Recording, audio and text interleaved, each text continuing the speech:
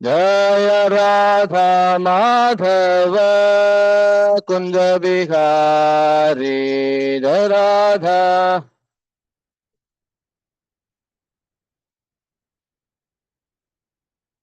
श्री श्री राधा विनोद भगवान की जय। श्री श्री जगन्नाथ बलदेव सुभद्रा महारानी की जय। श्री श्री नित्यानंद नटवर गौर सुंदर भगवान की जय। ಶ್ರೀಲ ಪ್ರಭುಪಾದ ಕೀ ಜೈ. ದಯವಿಟ್ಟು ನನ್ನಿಂದ ಹೇಳಿ. ಓಂ ಅಜ್ಞಾನತಿಮಿರಾಂಧಸ್ಯ ಜ್ಞಾನಾಂಜನಶಲಾಕಯಾ ಚಕ್ಷುರುನ್ಮೀಲಿತಂ ಯೇನ ತಸ್ಮೈ ಶ್ರೀ ಗುರವೇ ನಮಃ. ನಮಃ ಓಂ ವಿಷ್ಣುಪಾದಾಯ कृष्णप्रेष्ठाय भूतले श्रीमते भक्तिवेदान्त स्वामिन्निति नामिने. नमस्ते सारस्वते देवे गौरवाणी प्रचारिणे निर्विशेष शून्यवादी पाश्चात्य देशतारिणे. जय श्री कृष्ण चैतन्य प्रभु नित्यानंद श्री अद्वैत गदाधर श्रीवासादि गौर भक्त वृंद. हरे कृष्णा कृष्णा कृष्णा हरे हरे हरे राम राम राम हरे हरे.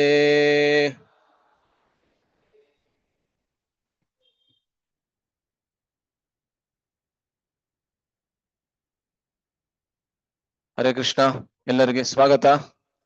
ಇಂದಿನ ಕೃಷ್ಣ ರಸಾಯನ ಕಾರ್ಯಕ್ರಮಕ್ಕೆ ಇವತ್ತು ನಾವು ಒಂದು ವಿಶೇಷವಾದಂತಹ ವಿಷಯದ ಬಗ್ಗೆ ನಾವು ಚರ್ಚೆ ಮಾಡ್ತೀವಿ. ಇನ್ನೇನು ಮುಂದಿನ ವಾರ ಗುರುವಾರ ವಿಜಯದಶಮಿ ಇದೆ. ಅದರಿಂದ ವಿಜಯದಶಮಿಯ ಪ್ರಯುಕ್ತ ಇಂದಿನಿಂದ ಸುಮಾರು 5-6 ದಿವಸಗಳ ಕಾಲ ನಾವು ರಾಮಾಯಣದ ಬಗ್ಗೆ ಚರ್ಚೆ ಮಾಡ್ತೀವಿ. ಭಾಗವತದ ಮೇಲೆ ಚರ್ಚೆ ಮಾಡ್ತಾ ಇದ್ದದನ್ನ ಅದನ್ನ ಮತ್ತೆ ಮುಂದುವರಿಸ್ತೀವಿ. ಈ ಚರ್ಚೆ ಆದ್ಮೇಲೆ ಮುಂದಿನ ಶನಿವಾರದಿಂದ ಭಾಗವತದ ಚರ್ಚೆ ಮುಂದುವರಿಯತ್ತೆ. ಈ ವಾರ ಒಂದು ವಾರ ಮಾತ್ರ ನಾವು ರಾಮಾಯಣದ ಮೇಲೆ ಚರ್ಚೆಯನ್ನ ಮಾಡ್ತೀವಿ. ಸೊ ಇವತ್ತು ನಾವು ರಾಮಾಯಣದ ಮೇಲೆ ಒಂದು ಸಣ್ಣ ಪೀಠಿಕೆಯ ತರ ಒಂದು ಇಂಟ್ರೊಡಕ್ಷನ್ ತರ ಕೊಟ್ಟು ನಾಳೆಯಿಂದ ವಿಷಯಕ್ಕೆ ಬರ್ತೀವಿ. ಈ ಒಂದು ವಾರ ನಾವು ಹೇಗೆ ಚರ್ಚೆಯನ್ನ ಮಾಡ್ತೀವಿ, ಅದರ ರೂಪುರೇಖೆ ಅಂದ್ರೆ ಔಟ್ಲೈನ್ ಹೇಗಿರುತ್ತೆ ಅಂತ ಹೇಳಿದ್ರೆ, ರಾಮಾಯಣದ ಸಾರದಂತೆ ಇರತಕ್ಕಂತಹ ವಿಷಯ, ರಾಮಾಯಣದ ತಿರುಳು ಅಂದ್ರೆ ಎಸೆನ್ಸ್, ಅದರ ಸಾರದಂತೆ ಇರತಕ್ಕಂತಹ ವಿಷಯ ಒಂದು ವಿಭೀಷಣ ಶರಣಾಗತಿ ಅಂತ. ಅದನ್ನ ಮುಖ್ಯವಾಗಿ ನಾವು ಈ ಒಂದು ವಾರ ಚರ್ಚೆ ಮಾಡ್ತೀವಿ. ಆದ್ರೆ ಇವತ್ತು ನಾನು ಹೇಳಿದಾಗೆ ಒಂದು ಸಣ್ಣ ಇಂಟ್ರೊಡಕ್ಷನ್, ಒಂದು ಸಣ್ಣ ಪೀಠಿಕೆ ರಾಮಾಯಣಕ್ಕೆ. ಸೊ ಆರಂಭದಲ್ಲಿ ನಾವು ವಾಲ್ಮೀಕಿಗೆ ನಮ್ಮ ಪ್ರಣಾಮಗಳನ್ನ ಸಲ್ಲಿಸೋಣ. ಎಲ್ಲರಿಗೂ ಗೊತ್ತಿರೋ ತರಹ ವಾಲ್ಮೀಕಿ ಮುನಿಗಳು ರಾಮಾಯಣದ ಕರ್ತಾರರು, ಅಂದ್ರೆ ರಾಮಾಯಣದ ರಚನೆಯನ್ನ ಮಾಡಿರ್ತಕ್ಕಂಥವ್ರು. ಅದರಿಂದ ವಾಲ್ಮೀಕಿ ಮುನಿಗೆ ನಮ್ಮ ಪ್ರಣಾಮಗಳನ್ನ ಸಲ್ಲಿಸಿ ನಂತರ ನಮ್ಮ ವಿಷಯಕ್ಕೆ ಬರೋಣ, ಆಯ್ತಾ. ಈ 3 ಶ್ಲೋಕಗಳೇನಿದೆ ಇದು ವಾಲ್ಮೀಕಿ ಮುನಿಗಳ ಮೇಲೆ ಇರ್ತಕ್ಕಂತಹ ಶ್ಲೋಕಗಳು, ಆಯ್ತಾ. ದಯವಿಟ್ಟು ನನ್ನ ಹಿಂದೆ ಶ್ಲೋಕಗಳನ್ನ ಹೇಳಿ. ಕೂಜಂತಂ ರಾಮ ರಾಮೇತಿ ಮಧುರಂ ಮಧುರಾಕ್ಷರಂ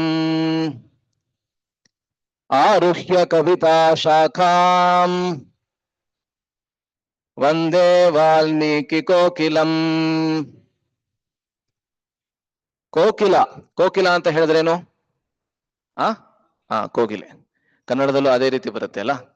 ಸಂಸ್ಕೃತದಲ್ಲಿ ಕೋಕಿಲ, ಕನ್ನಡದಲ್ಲಿ ಕೋಗಿಲೆ. ಸೊ ವಾಲ್ಮೀಕಿ ಮುನಿಗಳನ್ನ ಇಲ್ಲಿ ಕೋಗಿಲೆಗೆ ಹೋಲಿಸ್ತಾ ಇದ್ದಾರೆ. ಕೋಗಿಲೆ ಬಹಳ ಸುಮಧುರವಾಗಿ ಹಾಡತ್ತೆ ಅಲ್ಲ, ಬಹಳ ಇಂಪಾಗಿ ಹಾಡತ್ತೆ, ಸುಶ್ರಾವ್ಯವಾಗಿ ಹಾಡತ್ತೆ. ಸೊ ವಾಲ್ಮೀಕಿ ಮುನಿಗಳನ್ನ ಕೋಗಿಲೆಗೆ ಹೋಲಿಸ್ತಾ ಇದ್ದಾರೆ. ಏನಕ್ಕೆ ಅಂದ್ರೆ ವಾಲ್ಮೀಕಿ ಮುನಿಗಳು ರಾಮಾಯಣವೆಂಬಂತಹ ಕಾವ್ಯವನ್ನ ಹಾಡ್ತಾ ಇದ್ದಾರೆ. ನೀವೆಲ್ಲರೂ ಅಂದ್ರೆ ನಾವೆಲ್ಲರೂ ಕೂಡ ಕೋಗಿಲೆಯನ್ನ ಹಾಡೋದನ್ನ ಕೇಳಿರ್ತೀವಿ ಖಂಡಿತವಾಗ್ಲು ಅಲ್ಲ. ಕೋಗಿಲೆಯನ್ನ ನಿಕಟವಾಗಿ ಎಷ್ಟು ಜನ ನೋಡಿದ್ದೀರಾ? ಅಂದ್ರೆ ಹತ್ತಿರದಿಂದ ಎಲ್ಲರೂ ನೋಡಿರ್ತೀರಾ ಅಲ್ಲ. ಸೊ ಸಂಸ್ಕೃತದಲ್ಲಿ ಒಂದು ಸುಭಾಷಿತ ಇದೆ, ಕೋಗಿಲೆ ಕೂಡ ಕಪ್ಪು ಬಣ್ಣದ್ದು ಮತ್ತೆ ಕಾಗೆ ಕೂಡ ಕಪ್ಪು ಬಣ್ಣದ್ದು ಅಲ್ವಾ. ಕಾಗೆ ಕಪ್ಪು ಬಣ್ಣದ್ದು, ಕೋಗಿಲೆ ಕೂಡ ಕಪ್ಪು ಬಣ್ಣದ್ದು. ಕೋಗಿಲೆಯ ಕಪ್ಪು ಸ್ವಲ್ಪ ಬೇರೆ ಇದೆ, ಕಾಗೆಯ ಕಪ್ಪಿಗಿಂತ ಸ್ವಲ್ಪ ಬೇರೆ ಇದೆ. ಅದ್ರ ಮೇಲೆ ಸ್ವಲ್ಪ ಕಪಿಶ ಬಣ್ಣದ ಅಂದ್ರೆ ಬ್ರೌನ್ ಕಲರ್ದು ಸ್ವಲ್ಪ ಆ ರೀತಿಯ ರೆಪ್ಪೆ ಕೂಡ ಇರುತ್ತೆ. ಆದ್ರೂ ದೂರದಿಂದ ನೋಡೋದಿದ್ರೆ ಕೋಗಿಲೆ ಮತ್ತೆ ಈ ಕಾಗೆ ಎರಡು ಕಪ್ಪು ಬಣ್ಣದ್ದು. ಅದರಿಂದ ಎರಡರ ಮಧ್ಯೆ ವ್ಯತ್ಯಾಸವನ್ನ ಹೇಗೆ ನಾವು ತಿಳ್ಕೊಳ್ಬಹುದು? ಯಾವಾಗ ಅದು ಎರಡು, ಕಾಗೆ ಕೂಗತ್ತೆ ಮತ್ತೆ ಕೋಗಿಲೆ ಹಾಡತ್ತೆ. ಕಾಗೆ ಹಾಡೋದಿಲ್ಲ ಅಲ್ವಾ. ಕೋಗಿಲೆ ಕೂಗುದು ಕೂಡ ಇಲ್ಲ. ಕೋಗಿಲೆ ಹಾಡತ್ತೆ ಮತ್ತೆ ಕಾಗೆ ಕೂಗತ್ತೆ. ಅದರಲ್ಲೂ ವಿಶೇಷವಾಗಿ ಕೋಗಿಲೆ ಯಾವಾಗ ಹಾಡತ್ತೆ? ನೋಡಿ, ಅವ್ರಿಗೆ ಗೊತ್ತಿದೆ ಆ ಸುಭಾಷಿತ, ನಿಮ್ಗೆಲ್ಲರೂ ಗೊತ್ತಿದೆ ಅಂತ ಕಾಣುತ್ತೆ ಅಲ್ಲ. ವಸಂತ ಕಾಲ ಸಂಪ್ರಾಪ್ತೆ ಕಾಕಃ ಕಾಕಃ ಪಿಕಃ ಪಿಕಃ ಅಂತ ಸಂಸ್ಕೃತದ ಸುಭಾಷಿತ ಹೇಳುತ್ತೆ. ಕಾಕಃ ಕೃಷ್ಣ ಪಿಕಃ ಕೃಷ್ಣ. ಕೃಷ್ಣ ಅಂದ್ರೆ ಇಲ್ಲಿ ನಮ್ಮ ಕೃಷ್ಣ ಅಲ್ಲ, ಕೃಷ್ಣ ಅಂದ್ರೆ ಇಲ್ಲಿ ಕಪ್ಪು ಬಣ್ಣ ಅಂತ ಅರ್ಥ. ಸೊ ಕಾಕ ಅಂದ್ರೆ ಸಂಸ್ಕೃತದಲ್ಲಿ ಕಾಗೆ. ನೋಡಿ, ಕನ್ನಡದ ಶಬ್ದಗಳು ಬಹಳ ಸಂಸ್ಕೃತಕ್ಕೆ ಬಹಳ ಹೊಂದತ್ತೆ.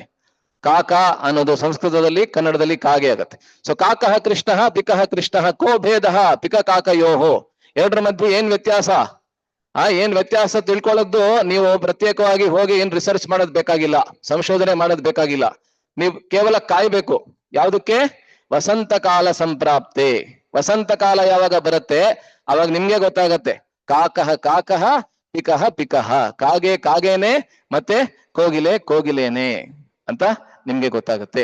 ಸೊ ಇಲ್ಲಿ ವಾಲ್ಮೀಕಿ ಮುನಿಗಳನ್ನ ಅಂತಹ ಅದ್ಭುತವಾದಂತಹ ಕೋಗಿಲಿಗೆ ಹೋಲಿಸ್ತಾ ಇದ್ದಾರೆ. ದಿವ್ಯವಾಗಿರ್ತಕ್ಕಂಥ ಅಪ್ರಾಕೃತವಾದಂತಹ ಕೋಗಿಲಿಗೆ ಹೋಲಿಸ್ತಾ ಇದ್ದಾರೆ.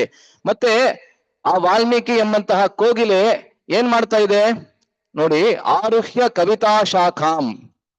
ರಾಮಾಯಣವೆಂಬಂತಹ ಒಂದು ವೃಕ್ಷವನ್ನ ಅಂದ್ರೆ ಮರವನ್ನ ಏರಿ ಅದರಲ್ಲೂ ಕವಿತೆ ಎಂಬಂತಹ ಒಂದು ಕೊಂಬೆಯನ್ನ ಅಂದ್ರೆ ಶಾಖೆ ಅಂದ್ರೆ ಕೊಂಬೆ ಅಂತ ಹೇಳ್ತಾರಲ್ಲ, ಕೊಂಬೆ, ಆ ಕೊಂಬೆಯನ್ನ ಏರಿ ಅದರಲ್ಲಿ ಏನ್ ಮಾಡ್ತಾ ಇದೆ?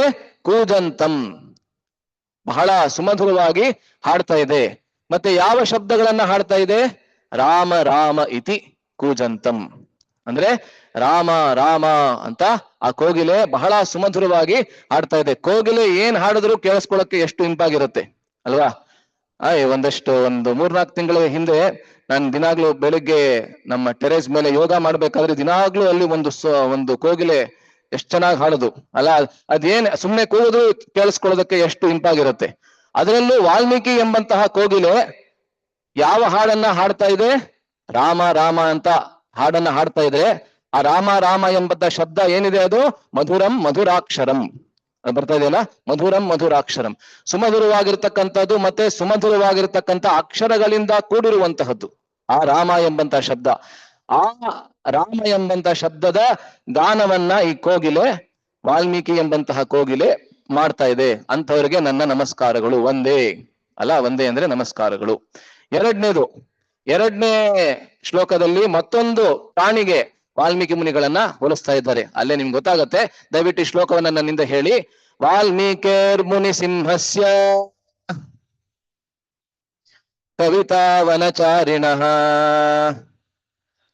ಶೃಣ್ವನ್ ರಾಮ ಕಥಾನಾದಂ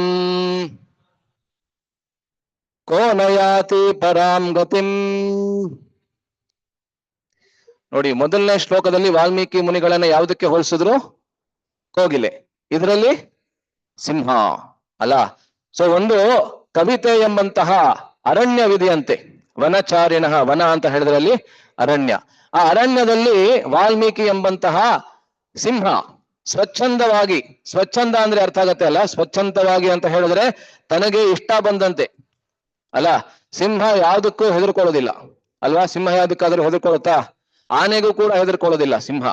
ಆದ್ರಿಂದ ಆ ಸಿಂಹ ಆ ಕವಿತೆ ಎಂಬಂತಹ ಅರಣ್ಯದಲ್ಲಿ ಸ್ವಚ್ಛಂದವಾಗಿ ವಿಹರಿಸ್ತಾ ಇದೆ. ವಾಲ್ಮೀಕಿಯರ್ ಮುನಿ ಸಿಂಹಸ್ಯ ಕವಿತಾ ವನಚಾರಿಣಃ. ಚರಿಸ್ತಾ ಇದೆ ಅಥವಾ ವಿಹರಿಸ್ತಾ ಇದೆ. ಶೃಣ್ವನ್ ರಾಮಕಥಾನಾದಂ ಕೋನಯಾತಿ ಪರಾಂ ಗತಿಂ. ಆ ಸಿಂಹ ಬರೆದಿರತಕ್ಕಂತಹ ವಾಲ್ಮೀಕಿ ಎಂಬಂತಹ ಸಿಂಹ ಬರೆದಿರತಕ್ಕಂತಹ ಈ ರಾಮಾಯಣವನ್ನ ಕೇಳಿ, ಶೃಣ್ವನ್ ರಾಮಕಥಾ ನಾದಂ, ಆ ನಾದವನ್ನ ಆಲಿಸಿ ಯಾರ್ ತಾನೇ ಪರಗತಿಯನ್ನ, ಪರಾಂ ಗತಿಂ ಅಂದ್ರೆ ಪರಮ ಧಾಮವಾಗಿರ್ತಕ್ಕಂಥ ವೈಕುಂಠವನ್ನ ಯಾರು ತಾನೇ ತಲುಪೋದಿಲ್ಲ ಅಂತ ಇದು 2ನೇ ಶ್ಲೋಕದ ಅರ್ಥ. 3ನೇ ಶ್ಲೋಕ ಮತ್ತಷ್ಟು ಚೆನ್ನಾಗಿದೆ, ದಯವಿಟ್ಟು ನನ್ನಿಂದ ಹೇಳಿ. ಯಪ್ಪಿಬನ್ ಸತತಂ ರಾಮ ಚರಿತಾಮೃತ ಸಾಗರಂ ಅತೃಪ್ತಸ್ಥಂ ಮುನಿಂ ವಂದೇ ಪ್ರಾಚೇತಃ ಸಮಕಲ್ಮಷಂ. ಸತತವಾಗಿ ಅಂದ್ರೆ ನಿರಂತರವಾಗಿ ವಾಲ್ಮೀಕಿ ಮುನಿಗಳು ರಾಮ ಚರಿತಾಮೃತ ಸಾಗರಂ, ರಾಮಚರಿತೆಯನ್ನ ಇಲ್ಲಿ ಒಂದು ಸಾಗರಕ್ಕೆ ಹೋಲಿಸ್ತಾ ಇದ್ದಾರೆ, ಒಂದು ಸಮುದ್ರಕ್ಕೆ ಹೋಲಿಸ್ತಾ ಇದ್ದಾರೆ. ಆ ಸಮುದ್ರದ ಪಾನವನ್ನ, ಸಮುದ್ರದ ಅಮೃತದ ಪಾನವನ್ನ, ಅಮೃತಕ್ಕೆ ಸಮಾನವಾಗಿರ್ತಕ್ಕಂಥ ನೀರಿನ ಪಾನವನ್ನ ವಾಲ್ಮೀಕಿ ಮುನಿಗಳು ಸತತವಾಗಿ ನಿರಂತರವಾಗಿ ಮಾಡ್ತಾ ಇದ್ರು. ಮಾಡ್ತಾ ಇದ್ದಾರೆ ಕೂಡ ಇವಾಗ್ಲು. ಅತೃಪ್ತಸ್ಥ ಮುನಿ ಮಂದೆ, ಎಷ್ಟೇ ಮಾಡಿದ್ರು ಅವ್ರಿಗೆ ತೃಪ್ತಿ ಅನ್ನೋದು ಆಗ್ತಾ ಇರ್ಲಿಲ್ಲ. ಅದರಿಂದ ಅಂತಹ ಪ್ರಾಚೇತಸ್ ಅನ್ನೋದು ವಾಲ್ಮೀಕಿ ಮುನಿಗಳಿಗೆ ಒಂದು ಹೆಸರು. ಸೊ ಅಂತಹ ಪ್ರಾಚೇತಸರಾದಂತಹ ಪ್ರಚೇತ ಮುನಿಗಳ ಸುಪುತ್ರರಾದಂತಹ ಪ್ರಾಚೇತಸ್ ಅಂದ್ರೆ ಪ್ರಾಚೇತ ಮುನಿಗಳಿಗೆ ನನ್ನ ನಮಸ್ಕಾರಗಳು ಅಂತ ಇದು 3 ಪ್ರಣತಿ ಅಂದ್ರೆ ಪ್ರಣಾಮ ಮಂತ್ರಗಳು ವಾಲ್ಮೀಕಿ ಮುನಿಗಳಿಗೆ. ಆಯ್ತಾ? ಸೊ ಇದೀಗ ಇಲ್ಲಿ ನೋಡಿ, ಇವಾಗ ಒಂದು ಸಣ್ಣ ಒಗಟಿದೆ. ಎಲ್ಲರೂ ಕಾಣಿಸ್ತಾ ಇದೆಯಾ? ಇದು ಕಾಣಿಸ್ತಾ ಇದೆಯಲ್ಲ? ಸೊ ಇದೊಂದು ಸಣ್ಣ ಒಗಟು, ಈ ಸಂಸ್ಕೃತದಲ್ಲಿ ಬಹಳ ಪ್ರಸಿದ್ಧವಾಗಿರ್ತಕ್ಕಂಥ ಒಗಟು. ಇದನ್ನ ದಯವಿಟ್ಟು ನನ್ನ ಹಿಂದೆ ಹೇಳಿ, ಅದಾದ್ಮೇಲೆ ಇದ್ರ ಬಗ್ಗೆ ಚರ್ಚೆ ಮಾಡೋಣ. ಪ್ರಾತರ್ದ್ಯೂತ ಪ್ರಸಂಗೇನ ಸಂಗತಃ ರಾತ್ರೌ ಚೌರ್ಯ ಪ್ರಸಂಗೇನ ಕಾಲೋ ಗಚ್ಚತಿ ಭೀಮತಾ. ಇದರಲ್ಲಿ, ಈ ಶ್ಲೋಕದಲ್ಲಿ ಧೀರವಾಗಿರ್ತಕ್ಕಂಥ ವ್ಯಕ್ತಿಗಳು ಅಂದ್ರೆ ಬಹಳ ನಿರ್ಭಯರು ಅಂತ ಹೇಳ್ತೀವಲ್ಲ, ಅಂಥವ್ರು ತಮ್ಮ ಬೆಳಿಗ್ಗೆ, ಮಧ್ಯಾಹ್ನ ಮತ್ತೆ ರಾತ್ರಿಯನ್ನ ಹೇಗೆ ಕಲಿತಾರೆ ಅನ್ನೋದ್ರ ಬಗ್ಗೆ ಇಲ್ಲಿ ಹೇಳ್ತಾ ಇದ್ದಾರೆ.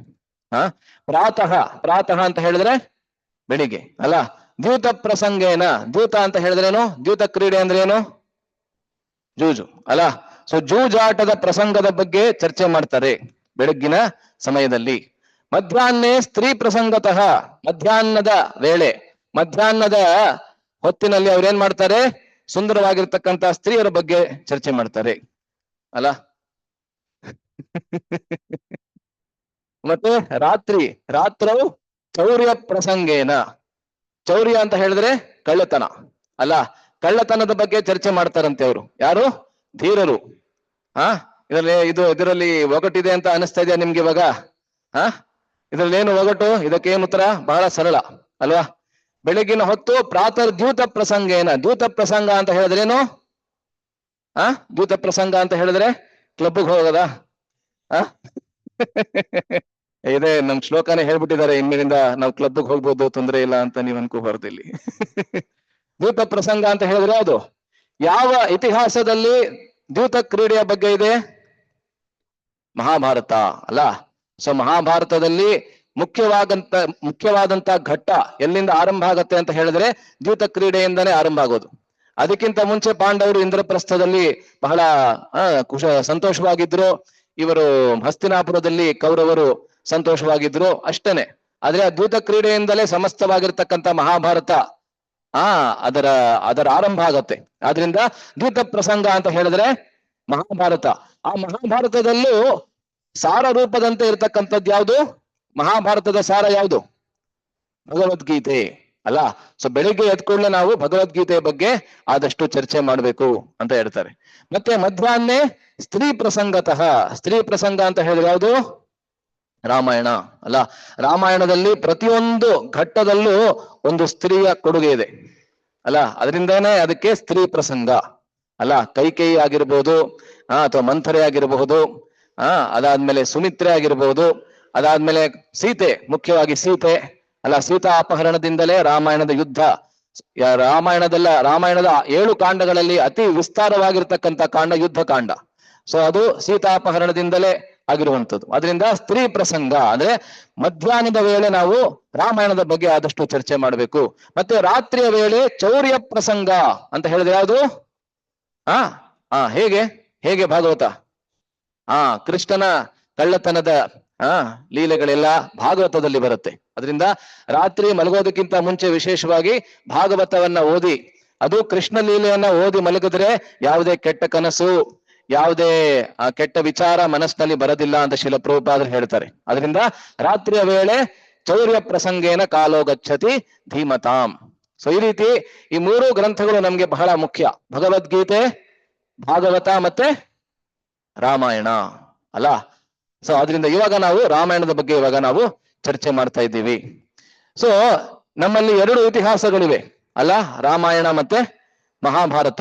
ಆ 2 ಇತಿಹಾಸಗಳ ಒಂದು ಹೋಲಿಕೆಯನ್ನ ಮಾಡಿದ್ರೆ ನೋಡಿ, ಇಲ್ಲಿ ಒಂದು ಸಣ್ಣ ಹೋಲಿಕೆ ಕೊಟ್ಟಿದೆ. ಇಲ್ಲಿ ಒಂದು ಸಣ್ಣ ಕಂಪ್ಯಾರಿಸನ್, ಮಹಾಭಾರತ ಮತ್ತೆ ರಾಮಾಯಣದ ಮಧ್ಯೆ ಸಣ್ಣ ಕಂಪ್ಯಾರಿಸನ್ ಕೊಟ್ಟಿದೆ. ಇಲ್ಲಿ ಮಹಾಭಾರತ ಜಗತ್ತಿನ ಅತಿ ವಿಸ್ತಾರವಾಗಿರ್ತಕ್ಕಂಥ ಕಾವ್ಯ.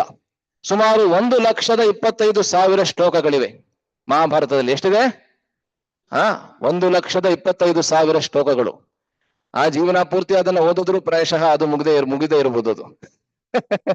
ಆದ್ರಿಂದಲೇ ಶಿಲ ಪ್ರಭುಪಾದರು ನಮ್ಗೆ ಅದರ ಸಾರ ರೂಪದಂತೆ ಇರತಕ್ಕಂತ ಭಗವದ್ಗೀತೆ ಕೊಟ್ಟಿದ್ದಾರೆ. ಕೇವಲ 700 ಶ್ಲೋಕಗಳು ಓದಿದ್ರೆ ಸಾಕು ಅಲ್ಲ. ಮತ್ತೆ ಅದರಲ್ಲಿ ಎಷ್ಟು ಸರ್ಗಗಳಿವೆ? ಸರ್ಗ ಅಲ್ಲ, ಅದಕ್ಕೆ ಏನಂತಾರೆ? ಪರ್ವ. ಎಷ್ಟು ಪರ್ವಗಳಿವೆ? 18. ಸರ್ಗ ಅಂತ ತಪ್ಪ ಕೊಟ್ಬಿಟ್ಟಿದೆ ಇಲ್ಲಿ. ಪರ್ವ ಎಷ್ಟು ಪರ್ವಗಳಿವೆ? 18 ಪರ್ವಗಳು ಅಲ್ಲ. ಮತ್ತು ಅದರಲ್ಲಿ ಪಂಚರತ್ನಗಳು ಇವೆ ಅಂತ ಆಚಾರ್ಯರು ಹೇಳ್ತಾರೆ. ಇದು ಪ್ರಾಯಶಃ ಮಧ್ವಾಚಾರ್ಯರು ಹೇಳ್ತಾರೆ, ತಮ್ಮ ಮಹಾಭಾರತ ತಾತ್ಪರ್ಯ ನಿರ್ಣಯ ಅಂತ ಒಂದು ಗ್ರಂಥ ಬರೆದಿದ್ದಾರೆ. ಅದರಲ್ಲಿ ಹೇಳ್ತಾರೆ ಪಂಚರತ್ನಗಳು ಅಂದ್ರೆ 5 ಅತಿ ಮುಖ್ಯವಾಗಿರ್ತಕ್ಕಂಥ ಭಾಗಗಳು. ಅದರಲ್ಲಿ ಮೊದಲನೇದು ಅತಿ ಮುಖ್ಯವಾಗಿರ್ತಕ್ಕಂಥದ್ದು ಯಾವುದು? ಭಗವದ್ಗೀತೆ. ಅದಲ್ಲದೆ 2ನೇದು ವಿಷ್ಣು ಸಹಸ್ರನಾಮ. ಭೀಷ್ಮನಿಂದ ಕೃಷ್ಣ ಸ್ತುತಿಸಲ್ಪಡ್ತಾನೆ. ಯಾವ ರೂಪದಲ್ಲಿ? ವಿಷ್ಣು ಸಹಸ್ರನಾಮದ ರೂಪದಲ್ಲಿ. ಅದಾದ್ಮೇಲೆ 3ನೇದು ವಿದುರ ನೀತಿ. ವಿದುರ ಮತ್ತೆ ಧೃತರಾಷ್ಟ್ರನ ನಡುವೆ ನಡೆದಂತ ಒಂದು ಸಂವಾದ, ವಿದುರ ನೀತಿ ಅಂತ ಬರುತ್ತೆ. 4ನೇದು ಯಕ್ಷ ಪ್ರಶ್ನೆ. ಇದು ಕೂಡ ಬಹಳ ಮುಖ್ಯ. ಧರ್ಮರಾಜ ಮತ್ತೆ ಯಕ್ಷ. ಯಕ್ಷ ಅಂತ ಹೇಳಿದ್ರೆ ಧರ್ಮರಾಜನ ತಂದೆ ಯಮರಾಜರು ಯಕ್ಷನ ರೂಪದಲ್ಲಿ ಬಂದು ಯುಧಿಷ್ಠಿರ ಮಹಾರಾಜರಿಗೆ ಅನೇಕ ಪ್ರಶ್ನೆಗಳನ್ನ ಕೇಳ್ತಾರೆ. ಆ ಎಲ್ಲಾ ಪ್ರಶ್ನೆಗಳಿಗೂ ಬಹಳ ಅತ್ಯುತ್ತಮವಾದಂತಹ ಉತ್ತರಗಳನ್ನ ಕೊಡ್ತಾರೆ ಯುಧಿಷ್ಠಿರ ಮಹಾರಾಜರು. ಅದು ಯಕ್ಷ ಪ್ರಶ್ನೆ. ಮತ್ತೆ ಕೊನೆಯದು ಸನಕ ಸುಜಾತಿಯ. ಇದು ಕೂಡ ವಿದುರ ಮತ್ತೆ ಧೃತರಾಷ್ಟ್ರರ ನಡುವೆ ನಡೆದಂತಹ ಒಂದು ಸಂವಾದ. ಈ 5 ಪಂಚರತ್ನಗಳು ಅಂತ ಹೇಳ್ತಾರೆ. ಇವಾಗ ರಾಮಾಯಣವನ್ನ ನೋಡಿದ್ರೆ ರಾಮಾಯಣದ ಗ್ರಂಥಕರ್ತರು ವಾಲ್ಮೀಕಿ ಮುನಿಗಳು.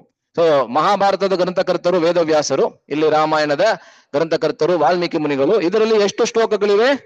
ಸುಮಾರು 24,000 ಶ್ಲೋಕಗಳು. ನಿಖರವಾಗಿ ಅಷ್ಟಲ್ಲ, ಸುಮಾರು ಅಂದಾಜಲ್ಲಿ 24,000 ಶ್ಲೋಕಗಳು ಬರುತ್ತೆ. ಮತ್ತೆ ಎಷ್ಟು ಕಾಂಡಗಳಿವೆ?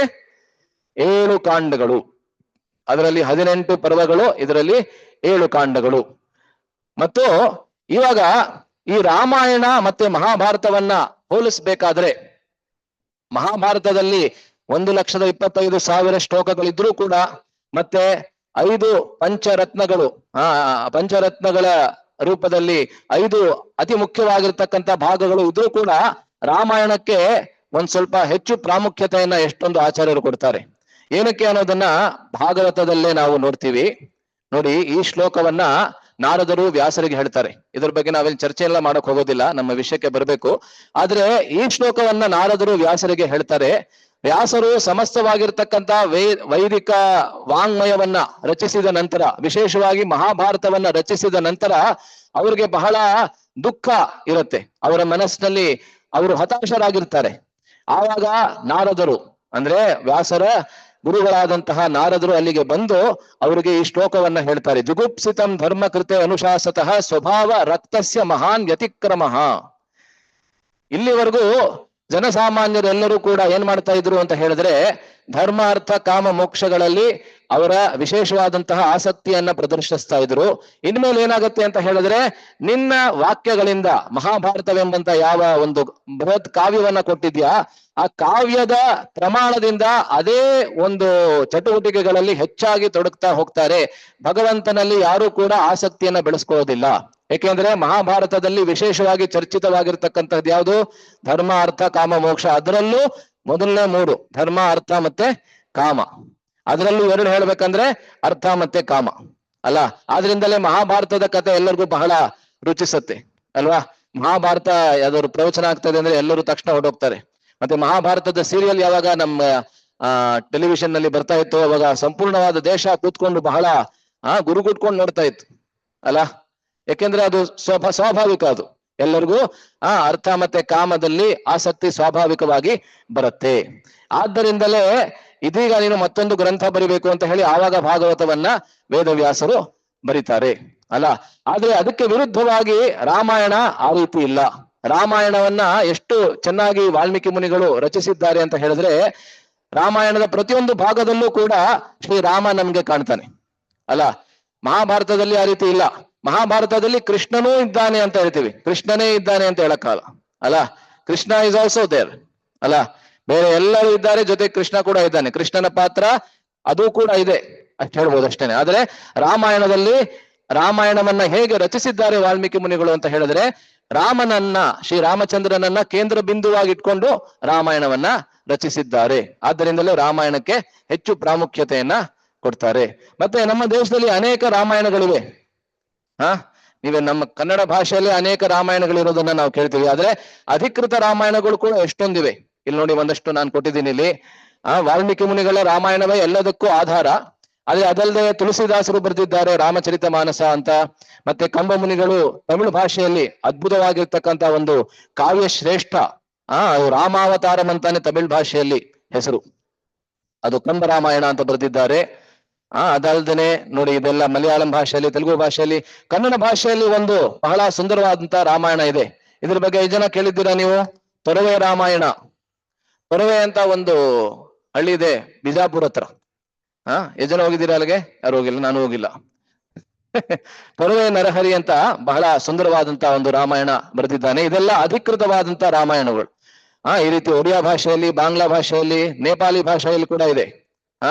ಅದಲ್ಲದೆ ಕಾವ್ಯಗಳು ಎಷ್ಟೊಂದು ರಾಮಾಯಣದ ಮೇಲೆ ರಚಿತವಾಗಿದೆ ನೋಡಿ. ಕಾಳಿದಾಸ ರಘುವಂಶವನ್ನ ರಚಿಸಿದ್ದಾನೆ, ಭಾಸ ಪ್ರತಿಮಾ ನಾಟಕ, ಈ ರೀತಿ ಅನೇಕ ವೇದಾಂತ ದೇಶಿಕರು ಅಂತ ನಮ್ಮ ತಮಿಳುನಾಡಿನ ಅಪ್ರತಿಮ ಆಚಾರ್ಯರು, ಅವರು ರಘುವೀರ ಗದ್ಯಂ ಅಂತ ಒಂದು ಕಾವ್ಯವನ್ನ ರಚಿಸಿದ್ದಾರೆ.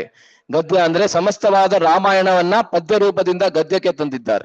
ಸೊ ಈ ರೀತಿ ಎಷ್ಟೊಂದು ರಾಮಾಯಣಗಳಿವೆ ಆಯ್ತಾ. ಸೊ ಇವಾಗ ನಾವು ನಮ್ಮ ವಿಷಯಕ್ಕೆ ಬರೋಣ. ಇವಾಗ ರಾಮಾಯಣವನ್ನ ವಾಲ್ಮೀಕಿ ಮುನಿಗಳು ಯಾವ ಸಂದರ್ಭದಲ್ಲಿ ರಚಿಸಿದರು ಅನ್ನೋದನ್ನ ಮಾತ್ರ ಇವತ್ತು ನಾವು ಚರ್ಚೆ ಮಾಡಿ ನಾಳೆಯಿಂದ ನಮ್ಮ ಮುಖ್ಯವಾದಂತಹ ವಿಷಯಕ್ಕೆ ನಾವು ಬರ್ತೀವಿ. ಸೊ ವಾಲ್ಮೀಕಿ ಮುನಿಗಳು ಇವಾಗ ತಮ್ಮ ಆಶ್ರಮದಲ್ಲಿ ಕೂತ್ಕೊಂಡಿದ್ದಾರೆ. ಅವರ ಆಶ್ರಮ ಇವತ್ತಿನ ಬಿಟ್ಟೂರ್ ಎಂಬಂತಹ ಪ್ರದೇಶದಲ್ಲಿದೆ. ಈ ಬಿಟ್ಟೂರ್ ಎಂಬಂತಹ ಜಾಗ ಕಾನ್ಪುರ್ಗೆ ಬಹಳ ಸಮೀಪ. ಕಾನ್ಪುರ್ ಇಂದ ಬಹಳ ಸಮೀಪ ಅಲ್ಲಿ ವಾಲ್ಮೀಕಿ ಮುನಿಗಳ ಆಶ್ರಮ ಇವತ್ತು ಕೂಡ ಇದೆ. ಸಣ್ಣದಾಗಿ ಅಲ್ಲೇನು ಮಾಡಿದ್ದಾರೆ, ನಾನು ಕೂಡ ಹೋಗಿಲ್ಲ ಅಲ್ಲಿ, ಆದ್ರೆ ಬಹಳಷ್ಟು ನಮ್ಮ ಸ್ನೇಹಿತರೆಲ್ಲ ಹೋಗಿದ್ದಾರೆ. ಸೊ ಅಲ್ಲಿ ವಾಲ್ಮೀಕಿ ಮುನಿಗಳು ತಮ್ಮ ಆಶ್ರಮದಲ್ಲಿ ಕೂತ್ಕೊಂಡಿದ್ದಾರೆ.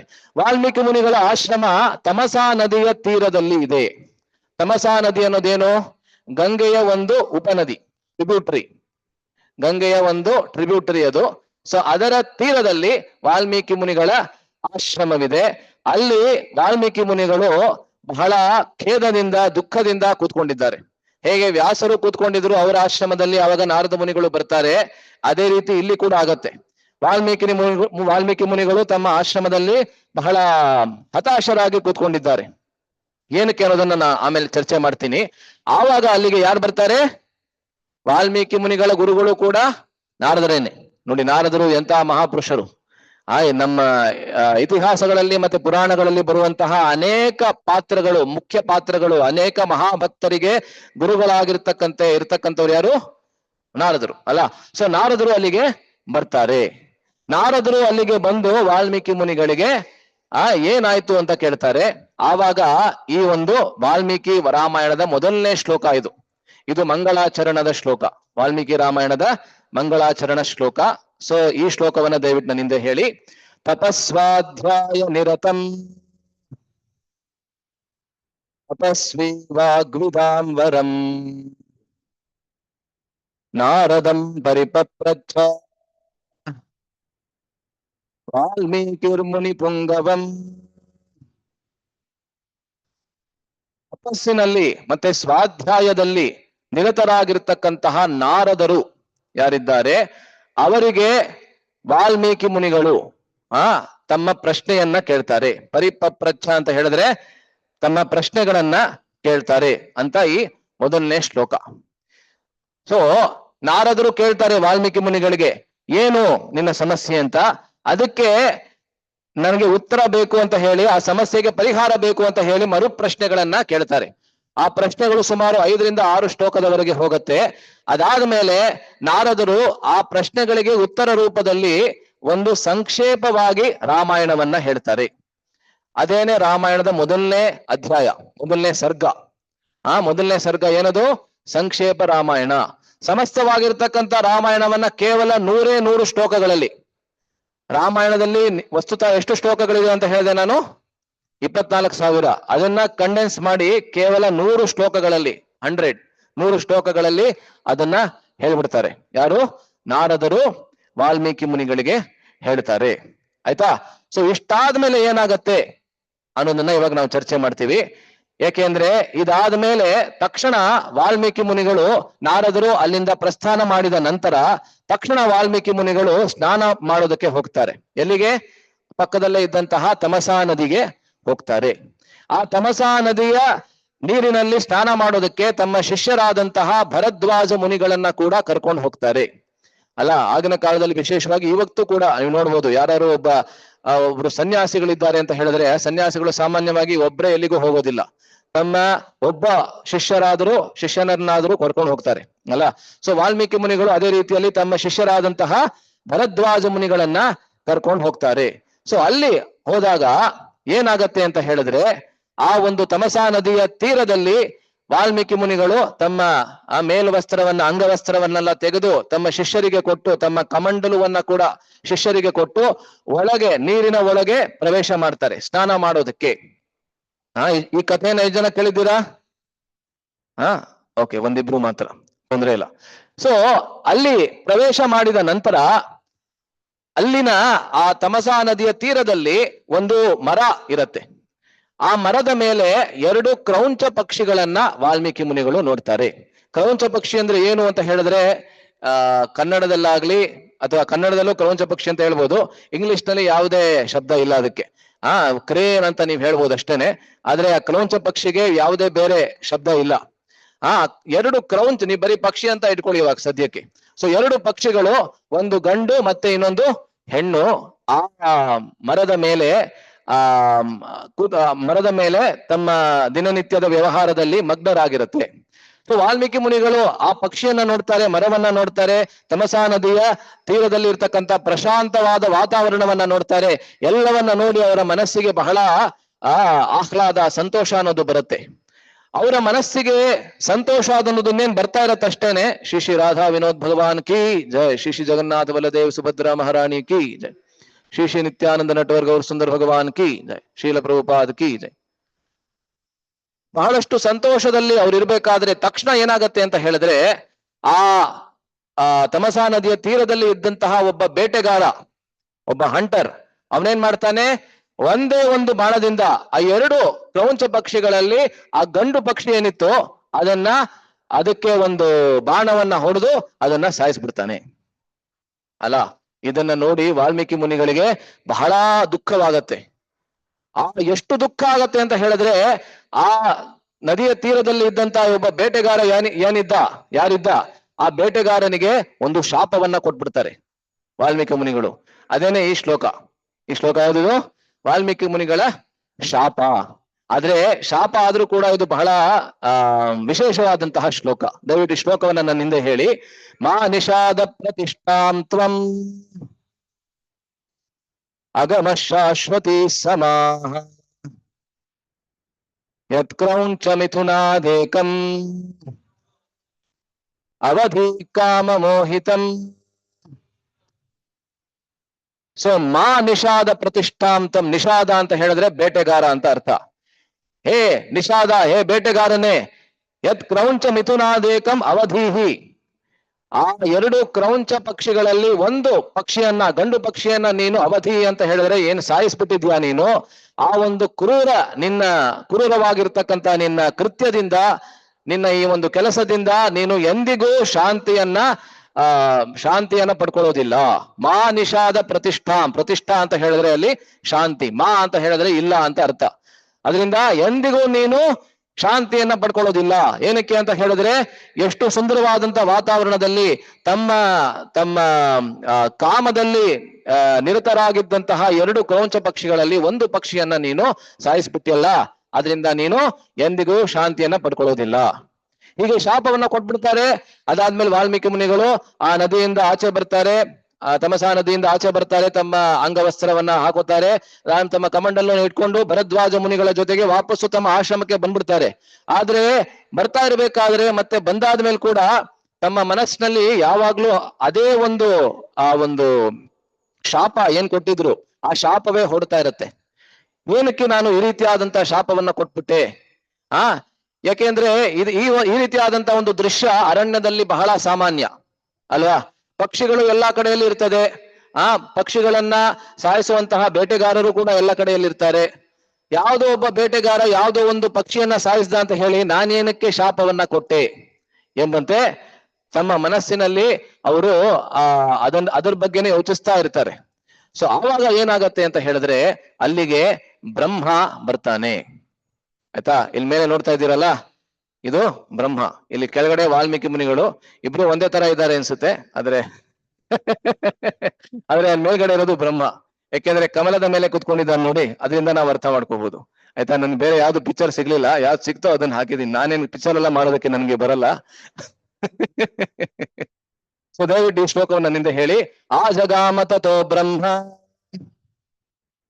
ಲೋಕಕರ್ತ ಸ್ವಯಂ ಪ್ರಭು ಚತುರ್ಮುಖೋ ಮಹಾತೇಜ ದ್ರಷ್ಟುಂ ತಂ ಮುನಿ ಪುಂಗವಂ. ಆ ಜಗಾಮ ಅಂತ ಹೇಳಿದ್ರೆ ಅಲ್ಲಿಗೆ ಬ್ರಹ್ಮ, ಚತುರ್ಮುಖಿಯಾದಂತಹ ಲೋಕಕ್ಕೆ ಕರ್ತ, ಲೋಕದ ಸೃಷ್ಟಿಯನ್ನ ಲೋಕದ ದ್ವಿತೀಯ ಸೃಷ್ಟಿಯನ್ನ ಮಾಡಿರುವಂತಹ ಬ್ರಹ್ಮ ಮತ್ತೆ ಮಹಾ ತೇಜಸ್ವಿ ಪುರುಷರಾದಂತಹ ಬ್ರಹ್ಮ ಅಲ್ಲಿಗೆ ಬರ್ತಾರೆ. ಅಲ್ಲಿಗೆ ಬಂದಾದ್ಮೇಲೆ ಅವ್ರೇನ್ ಹೇಳ್ತಾರೆ ನೋಡಿ, ವಾಲ್ಮೀಕಿ ಮುನಿಗಳು ಯಾವಾಗ ಆ ಶ್ಲೋಕದ ಬಗ್ಗೆ ಅಂದ್ರೆ ಯಾವ ಶಾಪವನ್ನ ಕೊಟ್ಟಿದ್ರು ಆ ಶಾಪದ ಬಗ್ಗೆ ಮತ್ತೆ ಮತ್ತೆ ಅವರು ಚಿಂತನೆ ಮಾಡ್ತಾ ಇದ್ರು. ವಾಲ್ಮೀಕಿ ಮುನಿಗಳಿಗೆ ಒಂದು ಆಶ್ಚರ್ಯ ಅನ್ಸುತ್ತೆ. ಶಾಪವೇನೇನೋ ಕೊಟ್ಬಿಟ್ಟೆ ನಾನು, ಆದ್ರೆ ಶಾಪ ಕೊಟ್ಟಿದ್ದು ಕೂಡ ಬಹಳ ಪ್ರಾಸಬದ್ಧವಾಗಿದೆಯಲ್ಲ. ನೀವ್ ಯಾವತ್ತಾರು ಈ ರೀತಿ ಮಾಡಿದ್ದೀರಾ? ಬಹಳ ಕಾವ್ಯಾತ್ಮಕವಾದ ಅಥವಾ ಕವಿತೆಯ ರೂಪದಲ್ಲಿ ಯಾರಿಗಾರು ಬೈದಿದ್ದೀರಾ? ಅದ್ ಮಾಡೋಕ್ ನಮ್ಮಿಂದ ಸಾಧ್ಯನಾ? ಇಲ್ಲ. ಯಾವಾಗ ನಮ್ಗೆ ಕೋಪ ಬರುತ್ತೆ ಅವಾಗ ಎಲ್ಲಾ ರೀತಿಯಾದಂತಹ ಉದ್ರೇಕವಾದಂತಹ ಭಾವನೆಗಳು ನಮ್ಮ ಮನಸ್ಸಿಗೆ ಬಂದ್ಬಿಡುತ್ತೆ. ಸೊ ಕವಿತೆ ಅನ್ನೋದು ಬಹಳ ದೂರ ಅಲ್ಲಿಂದ. ಕವಿತೆ ಅನ್ನೋದು ಸಾಮಾನ್ಯವಾಗಿ ಯಾರ ಮನಸ್ಸಿನಲ್ಲಿ ಬರುತ್ತೆ, ಯಾರ ಮನಸ್ಸು ಬಹಳ ಪ್ರಶಾಂತವಾಗಿರುತ್ತೆ. ಇತ್ತೀಚೆಗೆ ನಾನು ಒಬ್ಬ ಕನ್ನಡದ ಬಹಳ ದೊಡ್ಡ ಕವಿಗಳಿದ್ದಾರೆ, ಪೂತಿ ನರಸಿಂಹಾಚಾರ್ ಅಂತ. ಜನ ಕೇಳಿದ್ದೀರಾ ಅವ್ರ ಬಗ್ಗೆ? ಅವರ ಒಂದು ಇಂಟರ್ವ್ಯೂ ನೋಡ್ತಾ ಇದ್ದೆ. ಅವ್ರು ಅದರಲ್ಲಿ ಹೇಳ್ತಾ ಇದ್ರು, ಅವರು ಯಾರೋ ಪ್ರಶ್ನೆ ಕೇಳೋರು ಕೇಳಿದ್ರು, ಈ ರೀತಿಯಾದಂತ ಅದ್ಭುತವಾದಂತ ಕವಿತೆಗಳನ್ನ ಬರೆದಿದ್ದೀರಲ್ಲ, ಯಾಕಂದ್ರೆ ಭಾಗವತದ ಅನೇಕ ಪ್ರಸಂಗಗಳನ್ನ ಅವರು ಕನ್ನಡದಲ್ಲಿ ಬರೆದಿದ್ದಾರೆ. ಗೋಕುಲ ನಿರ್ಗಮನ ಅಂತ ಅದ್ಭುತವಾದಂತ ಒಂದು ನಾಟಕ ಬರೆದಿದ್ದಾರೆ. ಕೃಷ್ಣ ಹೇಗೆ ವೃಂದಾವನವನ್ನ ಬಿಟ್ಟು ಮಥುರೆಗೆ ಹೋಗ್ಬೇಕಾದ್ರೆ ಎಲ್ಲಾ ವೃಂದಾವನ ವಾಸಿಗಳ ಮನಸ್ಸಿನಲ್ಲಿ ಇರತಕ್ಕಂತ ಭಾವನೆಗಳು ಹೇಗಿತ್ತು, ಮತ್ತೆ ಕೃಷ್ಣನ ಭಾವನೆ ಹೇಗಿತ್ತು, ಭಾಗವತವನ್ನ ಅದೇ ಭಾಗವತದಲ್ಲಿ ಯಾವ ಭಾವನೆಗಳಿದೆ ಅದನ್ನೇ ಕನ್ನಡಕ್ಕೆ ತಂದಿದ್ದಾರೆ. ಸೊ ಅವ್ರು ಹೇಳ್ತಾ ಇದ್ರು, ಎಲ್ಲಾ ನನ್ನ ಮನಸ್ಸು ಯಾವಾಗ ಬಹಳ ಪ್ರಫುಲ್ಲವಾಗಿರುತ್ತೆ. ಅವರು ತಮ್ಮ ಭಾಷೆಯಲ್ಲಿ ಹೇಳ್ತಾ ಇದ್ರು, ಹೆಂಡತಿ ಬಹಳ ಚೆನ್ನಾಗಿರ್ತಾಳೆ, ಮಕ್ಕಳು ತುಂಬಾ ಚೆನ್ನಾಗಿರ್ತಾರೆ. ಯಾಕಂದ್ರೆ ಅವರು ಗೃಹಸ್ಥರಾಗಿದ್ರಲ್ಲ, 13 ಮಕ್ಕಳಿದ್ದಾರೆ ಅವ್ರಿಗೆ. ಸೊ ಹೆಂಡತಿ ಬಹಳ ಚೆನ್ನಾಗಿ ನಡ್ಕೋತಾಳೆ ನನ್ನ ಜೊತೆಗೆ, ಮತ್ತೆ ಮಕ್ಕಳು ತುಂಬಾ ಚೆನ್ನಾಗಿ ನಡ್ಕೋತಾರೆ. ಅವಾಗ ನನ್ನ ಮನಸ್ಸು ಬಹಳ ಪ್ರಫುಲ್ಲವಾಗತ್ತೆ. ಅವಾಗ ನಾನು ಏನು ಪ್ರತ್ಯೇಕವಾದಂತಹ ಪ್ರಯತ್ನನೇ ಪಡಬೇಕಾಗಿಲ್ಲ, ಸ್ವಾಭಾವಿಕವಾಗಿ ಆ ಕವಿತೆ ನನ್ನ ಮನಸ್ಸಿಗೆ ಬಂದ್ಬಿಡುತ್ತೆ, ಅದನ್ನ ನಾನು ಬರೆದು ಬಿಡ್ತೀನಿ ಅಂತ ಹೇಳ್ತಾ ಇದ್ರು. ಸೊ ಈ ರೀತಿಯಾಗಿ ಕೋಪದಲ್ಲಿ ಕವಿತೆ ಬರುವುದು ಬಹಳ ದುರ್ಲಭ ಅಲ್ಲ, ಬಹಳ ಅಪರೂಪ. ಅದರಿಂದ ಇಲ್ಲಿ ಬ್ರಹ್ಮ ಬಂದು ವಾಲ್ಮೀಕಿ ಮುನಿಗಳಿಗೆ ಹೇಳ್ತಾರೆ, ನೀನು ಯಾವ ಕೋಪದಲ್ಲಿ ಯಾವ ಶಾಪವನ್ನ ಕೊಟ್ಟಿದ್ಯಾ ಅದು ನಿಜವಾಗ್ಲೂ ಶಾಪ ಅಲ್ಲ, ಅದು ರಾಮಾಯಣಕ್ಕೆ ಮಂಗಳಾಚರಣ ಅಂತ ಹೇಳ್ತಾರೆ. ಏಕೆಂದ್ರೆ ಈ ಒಂದು ಶ್ಲೋಕ ನಾವೇನ್ ತಾನೆ ನಾವು ಚರ್ಚೆ ಮಾಡಿದ್ವಿ, ಈ ಒಂದು ಉಚ್ಚಾರಣೆ ಮಾಡಿದ್ವಿ. ಈ ಶ್ಲೋಕ ಏನಿದೆ ಇದು ಇತಿಹಾಸದಲ್ಲಿ ರಚನೆಯಾಗಿರ್ತಕ್ಕಂತ ಮೊದಲನೇ ಶ್ಲೋಕ ಅಂತ ಹೇಳ್ತಾರೆ. ಏಕೆಂದ್ರೆ ರಾಮಾಯಣ ಆದಿಕಾವ್ಯ, ಆ ರಾಮಾಯಣದಲ್ಲೂ ಮೊದಲನೇ ಶ್ಲೋಕವನ್ನ ವಾಲ್ಮೀಕಿ ಮುನಿಗಳು ಯಾವುದನ್ನ ಬರೆದಿದ್ದಾರೆ ಅಂತ ಹೇಳಿದ್ರೆ ಈ ಶ್ಲೋಕ, ಮಾನಿಷಾದ ಪ್ರತಿಷ್ಠಾಂತಂ ಅಂತ ಆರಂಭ ಆಗುವಂತಹ ಶ್ಲೋಕ. ಮತ್ತೆ ಈ ಶ್ಲೋಕ ಪ್ರಾಸಬದ್ಧವಾಗಿದೆ. ಅನುಷ್ಠುಪ್ ಛಂದಸ್ ಅಂತ ಸಂಸ್ಕೃತದಲ್ಲಿ ನಾವೇನ್ ಹೇಳ್ತೀವಿ, ಅದೇ ಛಂದಸ್ಸಿನಲ್ಲಿ ಪ್ರತಿಯೊಂದು ಪಾದದಲ್ಲೂ 8 ಅಕ್ಷರಗಳಿವೆ. ಆ ರೀತಿಯಾಗಿ ಅದ್ಭುತವಾಗಿ ಬರೆದಿದ್ದಾರೆ ವಾಲ್ಮೀಕಿ ಮುನಿಗಳು. ಅದರಿಂದ ಬ್ರಹ್ಮ ಬಂದು ವಾಲ್ಮೀಕಿ ಮುನಿಗಳಿಗೆ ಹೇಳ್ತಾರೆ, ಶ್ಲೋಕ ಏವ ತ್ವಯಾ ಬದ್ಧ. ಈ ಒಂದು ನಿನ್ನ ಮನಸ್ಸಿನಲ್ಲಿ ಶೋಕ ಏನಿತ್ತು ಅಲ್ಲ, ವಾಲ್ಮೀಕಿ ಮುನಿಗಳಿಗೆ ಶೋಕ ಆಯಿತು. ಏನಕ್ಕೆ ಅಂತ ಹೇಳಿದ್ರೆ, ಆ ಬೇಟೆಗಾರ ಅನ್ಯಾಯವಾಗಿ ಆ ಒಂದು ಪಕ್ಷಿಯನ್ನ ಸಾಯಿಸ್ಬಿಟ್ನಲ್ಲ ಅಂತ ಅವರ ಮನಸ್ಸಿನಲ್ಲಿ ಶೋಕ ಆಯಿತು. ಆ ಶೋಕ ಯಾವ ರೂಪದಲ್ಲಿ ಆಚೆ ಬಂತು ಅಂತ ಹೇಳಿದ್ರೆ ಶ್ಲೋಕದ ರೂಪದಲ್ಲಿ ಬಂತು. ಆದ್ದರಿಂದಲೇ ಆ ಶ್ಲೋಕ ಎಂಬಂತ ಶಬ್ದ ಕೂಡ ಹಾಗೆ ಬಂದಿದೆ ಅಂತ ಹೇಳ್ತಾರೆ. ಶ್ಲೋಕ ಎಂಬಂತಹ ಶಬ್ದ ವಾಲ್ಮೀಕಿ ಮುನಿಗಳ ಹೃದಯದಲ್ಲಿ ಇದ್ದಂತಹ ಶೋಕ ಎಂಬಂತಹ ಭಾವನೆ ಹೊರಗೆ ಬರಬೇಕಾದ್ರೆ ಶ್ಲೋಕದ ರೂಪದಲ್ಲಿ ಬಂತು. ಸೊ ಮಚ್ಛಂದ ದೇವತೆ ಬ್ರಹ್ಮನ್ ಪ್ರವೃತ್ತೇಯಂ ಸರಸ್ವತಿ, ಇದೆಲ್ಲವೂ ನನ್ನ ಇಚ್ಛೆಯಿಂದಲೇ ಆಗ್ತಾ ಇದೆ ಅಂತ ಬ್ರಹ್ಮ ಅಲ್ಲಿ ಹೇಳ್ತಾನೆ. ಆಯ್ತಾ? ಸೊ ಇದಾದ್ಮೇಲೆ ಬ್ರಹ್ಮ ಅಲ್ಲಿ ವಾಲ್ಮೀಕಿ ಮುನಿಗಳಿಗೆ ಒಂದು ಆದೇಶವನ್ನ ಕೊಡ್ತಾನೆ. ಏನಂತ ಹೇಳಿದ್ರೆ, ಧರ್ಮಾತ್ಮನೋ ಗುಣವತೋ ಲೋಕೆ ರಾಮಸ್ಯ ಧೀಮತಃ ಚರಿತಂ ವೃತ್ತಂ ಕಥೆಯ ಧೀರಸ್ಯ ಯಥಾತೆ ನಾರದಾಚ್ಯುತಂ. ಇದೀಗ ನಾರದರಿಂದ ನೀನೇನು ಸಂಕ್ಷೇಪ ರಾಮಾಯಣವನ್ನ ಕೇಳಿದ್ಯಾ, 100 ಶ್ಲೋಕಗಳ ರೂಪದಲ್ಲಿ ಸಂಕ್ಷೇಪ ರಾಮಾಯಣವನ್ನ ಕೇಳಿದ್ಯಾ, ಅದನ್ನೇ ವಿಸ್ತಾರವಾಗಿ ನೀನು ಇವಾಗ ಬರಿ. ಆದ್ರೆ ವಾಲ್ಮೀಕಿ ಮುನಿಗಳಿಗೆ ರಾಮಾಯಣದಲ್ಲಿ ಇದ್ದಂತಹ ಪ್ರತಿಯೊಂದು ಘಟನೆಯ ಅರಿವಿಲ್ಲ. ಅವ್ರು ಹೇಗಿರುತ್ತೆ, 1-2 ಬಾರಿ ಮಾತ್ರ ವಾಲ್ಮೀಕಿ ಮುನಿಗಳು ರಾಮನ ಜೊತೆಗೆ ಸಂದರ್ಶನವನ್ನ ಮಾಡಿದ್ರು. ಆದ್ರೆ ಅದೆಲ್ಲ ಬಿಟ್ಟು ರಾಮನ ವೈಯಕ್ತಿಕವಾಗಿರ್ತಕ್ಕಂಥ ಜೀವನದಲ್ಲಿ, ಸೀತೆಯ ವೈಯಕ್ತಿಕವಾದಂತಹ ಜೀವನದಲ್ಲಿ, ಇತರ ಪಾತ್ರಗಳೇನಿದೆ ಅವರ ವೈಯಕ್ತಿಕವಾದಂತಹ ಜೀವನದಲ್ಲಿ ಏನ್ ನಡೆದಿದೆ ಅಂತ ಅವ್ರಿಗೇನ್ ಗೊತ್ತಾಗತ್ತೆ ಅಲ್ವಾ? ಹೇಗ್ ಬರೀತಾರೆ? ಅದಕ್ಕೂ ಕೂಡ ಬ್ರಹ್ಮನೇ ಅವರಿಗೆ ಒಂದು ವರದಾನವನ್ನ ಕೊಡ್ತಾನೆ. ಯಾವ್ದದು? ಈ ಶ್ಲೋಕವನ್ನ ದಯವಿಟ್ಟು ನನ್ನಿಂದ ಹೇಳಿ. ರಹಸ್ಯಂ ಚ ಪ್ರಕಾಶಂ ಚ ಯದ್ವೃತ್ತಂ ತಸ್ಯ ಧೀಮತಃ ರಾಮಸ್ಯ ಸಹ ಸೌಮಿತ್ರೇ ರಾಕ್ಷಸಾನಾಂ ಚ ಸರ್ವಶಃ ವೈದೇಹ್ಯಾಶ್ಚಾಪಿ ಯದ್ವೃತ್ತಂ ಪ್ರಕಾಶಂ ಯದಿ ವಾರಃ ತಚ್ಚಾಪ್ಯವಿದಿತಂ ಸರ್ವಂ ವಿದಿತಂ ಭವಿಷ್ಯತಿ. ರಹಸ್ಯವಾಗಿರ್ತಕ್ಕಂತಹದ್ದು ಪ್ರಕಾಶವಾಗಿರ್ತದ್ದು. ಪ್ರಕಾಶ ಅಂತ ಹೇಳಿದ್ರೇನು? ಯಾವುದರ ಬಗ್ಗೆ ಎಲ್ಲರಿಗೂ ಗೊತ್ತಿದೆ. ಉದಾಹರಣೆಗೆ ರಾಮ 14 ವರ್ಷಗಳ ಕಾಲ ವನವಾಸ ಮಾಡಿದ, ಇದ್ರ ಬಗ್ಗೆ ಎಲ್ಲರಿಗೂ ಗೊತ್ತೇ ಇತ್ತು, ಅದು ಪ್ರಕಾಶವಾಗಿರ್ತಕ್ಕಂಥದ್ದು. ಆದ್ರೆ ರಾಮ ಮತ್ತೆ ಸೀತೆ ಅರಣ್ಯದಲ್ಲಿ ಅವರ ನಡುವೆ ಯಾವ ಘಟನೆಗಳು ನಡೀತು, ಮತ್ತೆ ಲಕ್ಷ್ಮಣನ ವೈಯಕ್ತಿಕವಾದಂತಹ ಜೀವನದಲ್ಲಿ ಯಾವ್ದು ನಡೀತು, ಅದ್ರ ಬಗ್ಗೆ ಎಲ್ಲರಿಗೂ ಗೊತ್ತಿಲ್ಲ. ಆದ್ರೆ ಅದೆಲ್ಲವೂ ನಿನಗೆ ಗೊತ್ತಾಗತ್ತೆ. ಹೇಗೆ ಅಂತ ಹೇಳಿದ್ರೆ, ಹಸ್ತಾವಮಲಕಂ ಯಥಾ ಅಂತ ಬ್ರಹ್ಮ ಹೇಳ್ತಾನೆ. ಹಸ್ತ ಅಮಲಕ ಅಂತ ಹೇಳಿದ್ರೆ ಕನ್ನಡದಲ್ಲಿ ಏನ್ ಹೇಳ್ತಿರೋ ಗೊತ್ತಿಲ್ಲ ಅದಕ್ಕೆ. ಯಾವ್ದು ಅದು ಒಂದು ಹಣ್ಣು. ಸೊ ಈ ಕೈಯಲ್ಲಿ ಒಂದು ಹಣ್ಣನ್ನ ಇಟ್ಕೊಂಡ್ರೆ ಹೇಗೆ ಎಲ್ಲವೂ ಸ್ಪಷ್ಟವಾಗಿ ಕಾಣಿಸುತ್ತೆ, ಆ ರೀತಿಯಲ್ಲಿ ನಿನಗೆ ಗೊತ್ತಾಗತ್ತೆ. ಅದ್ರ ಬಗ್ಗೆ ನೀನು ಇವಾಗ ಬರೆಯಬಹುದು. ಸೊ ಆವಾಗ ವಾಲ್ಮೀಕಿ ಮುನಿಗಳು ಈ ರಾಮಾಯಣದ ರಚನೆಯನ್ನ ಮಾಡ್ತಾರೆ. ಅದಾದ್ಮೇಲೆ ಬ್ರಹ್ಮ ಒಂದು ವರದಾನವನ್ನ ಕೂಡ ಕೊಡ್ತಾನೆ. ಇನ್ನು ರಚನೆಯನ್ನ ಮಾಡಿಲ್ಲ ವಾಲ್ಮೀಕಿ ಮುನಿಗಳು, ಅದಕ್ಕಿಂತ ಮುಂಚೆನೆ ಬ್ರಹ್ಮ ವಾಲ್ಮೀಕಿ ಮುನಿಗಳಿಗೆ ಒಂದು ವರದಾನವನ್ನ ಕೊಟ್ಬಿಡ್ತಾನೆ. ಯಾವ ವರದಾನ? ಯಾವತ್ ಸ್ಥಾಸ್ಯಂತಿ ಗಿರಯಃ ಸರಿತಷ್ಟ ಮಹೀತಲೆ ತಾವದ್ ರಾಮಾಯಣ ಕಥಾ ಲೋಕೆ ಪ್ರಚರಿಷ್ಯತಿ. ಎಲ್ಲಿಯವರೆಗೆ ಈ ಲೋಕದಲ್ಲಿ ಗಿರಿ ಅಂತ ಹೇಳಿದ್ರೆ ಬೆಟ್ಟ ಅನ್ನೋದು ಇರುತ್ತೆ, ಅಥವಾ ಬೆಟ್ಟಗಳು ಅನ್ನೋದು ಇರುತ್ತೆ. ಸರಿತಷ್ಟ ಮಹೀತಲೆ, ಎಲ್ಲಿಯವರೆಗೆ ನದಿಗಳು ಹರಿಯುತ್ತೆ. ತಾವದ್ ರಾಮಾಯಣ ಕಥಾ, ಅಲ್ಲಿಯವರೆಗೆ ರಾಮಾಯಣ ಎಂಬಂತಹ ಕಥೆ ಅಲ್ಲಿಯವರೆಗೆ ಪ್ರಚಾರದಲ್ಲಿ ಇರ್ತದೆ. ಅಲ್ಲ, ಬೆಟ್ಟಗಳು ಯಾವಾಗ ಈ ಲೋಕದಿಂದ ಹೋಗುತ್ತೆ, ಅಥವಾ ಯಾವತ್ತು ನದಿಗಳು ಹರಿಯೋದಕ್ಕೆ ನಿಂತು ಬಿಡುತ್ತೆ? ಪ್ರಳಯ ಆಗ್ಬೇಕಾದ್ರೆ ಅಲ್ವಾ? ಅಂದ್ರೆ ಅಲ್ಲಿವರೆಗೂ ರಾಮಾಯಣ ಎಂಬಂತಹ ಕಾವ್ಯವನ್ನ ಲೋಕದಲ್ಲಿ ಪ್ರಚಾರವಾಗಿ ಇರ್ತದೆ ಅಂತ ಇಲ್ಲಿ ವಾಲ್ಮೀಕಿ ಮುನಿಗಳು ಬ್ರಹ್ಮನು ವಾಲ್ಮೀಕಿ ಮುನಿಗಳಿಗೆ ವರದಾನವನ್ನ ಕೊಡ್ತಾನೆ. ಆಯ್ತಾ? ಸೊ ಇದು ವಾಲ್ಮೀಕಿ ರಾಮಾಯಣದಕ್ಕೆ ಒಂದು ಸಣ್ಣ ಪೀಠಿಕೆ. ವಾಲ್ಮೀಕಿ ರಾಮಾಯಣವನ್ನ ಹೇಗೆ ರಚಿಸಿದರು ವಾಲ್ಮೀಕಿ ಮುನಿಗಳು ಎಂಬುದಕ್ಕೆ ಒಂದು ಸಣ್ಣ ಪೀಠಿಕೆ. ಈ ವಾಲ್ಮೀಕಿ ರಾಮಾಯಣದಲ್ಲಿ ಅನೇಕ ವಿಷಯಗಳು ಚರ್ಚಿತವಾಗಿದೆ. ಅನೇಕ ವಿಷಯಗಳಿವೆ. ಹೇಗೆ ಪ್ರತಿಯೊಂದು ಇತಿಹಾಸದಲ್ಲಿ, ಪ್ರತಿಯೊಂದು ಪುರಾಣದಲ್ಲಿ, ಪ್ರತಿಯೊಂದು ಉಪನಿಷತ್ತಿನಲ್ಲಿ ಅನೇಕ ವಿಷಯಗಳು ಚರ್ಚೆಗೆ ಬರ್ತದೆ. ಅದೇ ರೀತಿಯಲ್ಲಿ ರಾಮಾಯಣದಲ್ಲೂ ಕೂಡ ಅನೇಕ ವಿಷಯಗಳು ಚರ್ಚೆಗೆ ಬರ್ತದೆ. ಆದ್ರೆ ಅದೆಲ್ಲದರ ತಿರುಳಿನ ರೂಪದಲ್ಲಿ, ಅದೆಲ್ಲದರ ಸಾರದ ರೂಪದಲ್ಲಿ ಯಾವ ವಿಷಯ ಇದೆ ಅಂತ ಹೇಳ್ಬೇಕಾದ್ರೆ ನಮ್ಮ ಆಚಾರ್ಯರು ಒಂದು ಫಾರ್ಮುಲಾನ ನಮ್ಗೆ ಕೊಟ್ಟಿದ್ದಾರೆ. ಆಯ್ತಾ? ಅದನ್ನ ನಾನು ತೋರಿಸ್ತೀನಿ, ಒಂದೇ ನಿಮಿಷ.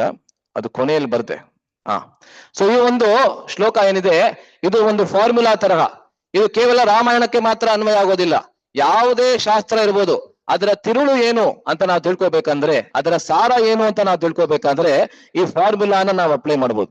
ಫಾರ್ಮುಲಾ ಅಂತ ನಮ್ಮ ಭಾಷೆಯಲ್ಲಿ ಹೇಳ್ತಾ ಇದ್ದೀನಿ ಅಷ್ಟೇನೆ. ಅದರಲ್ಲಿ 7 ಅಂಶಗಳಿವೆ.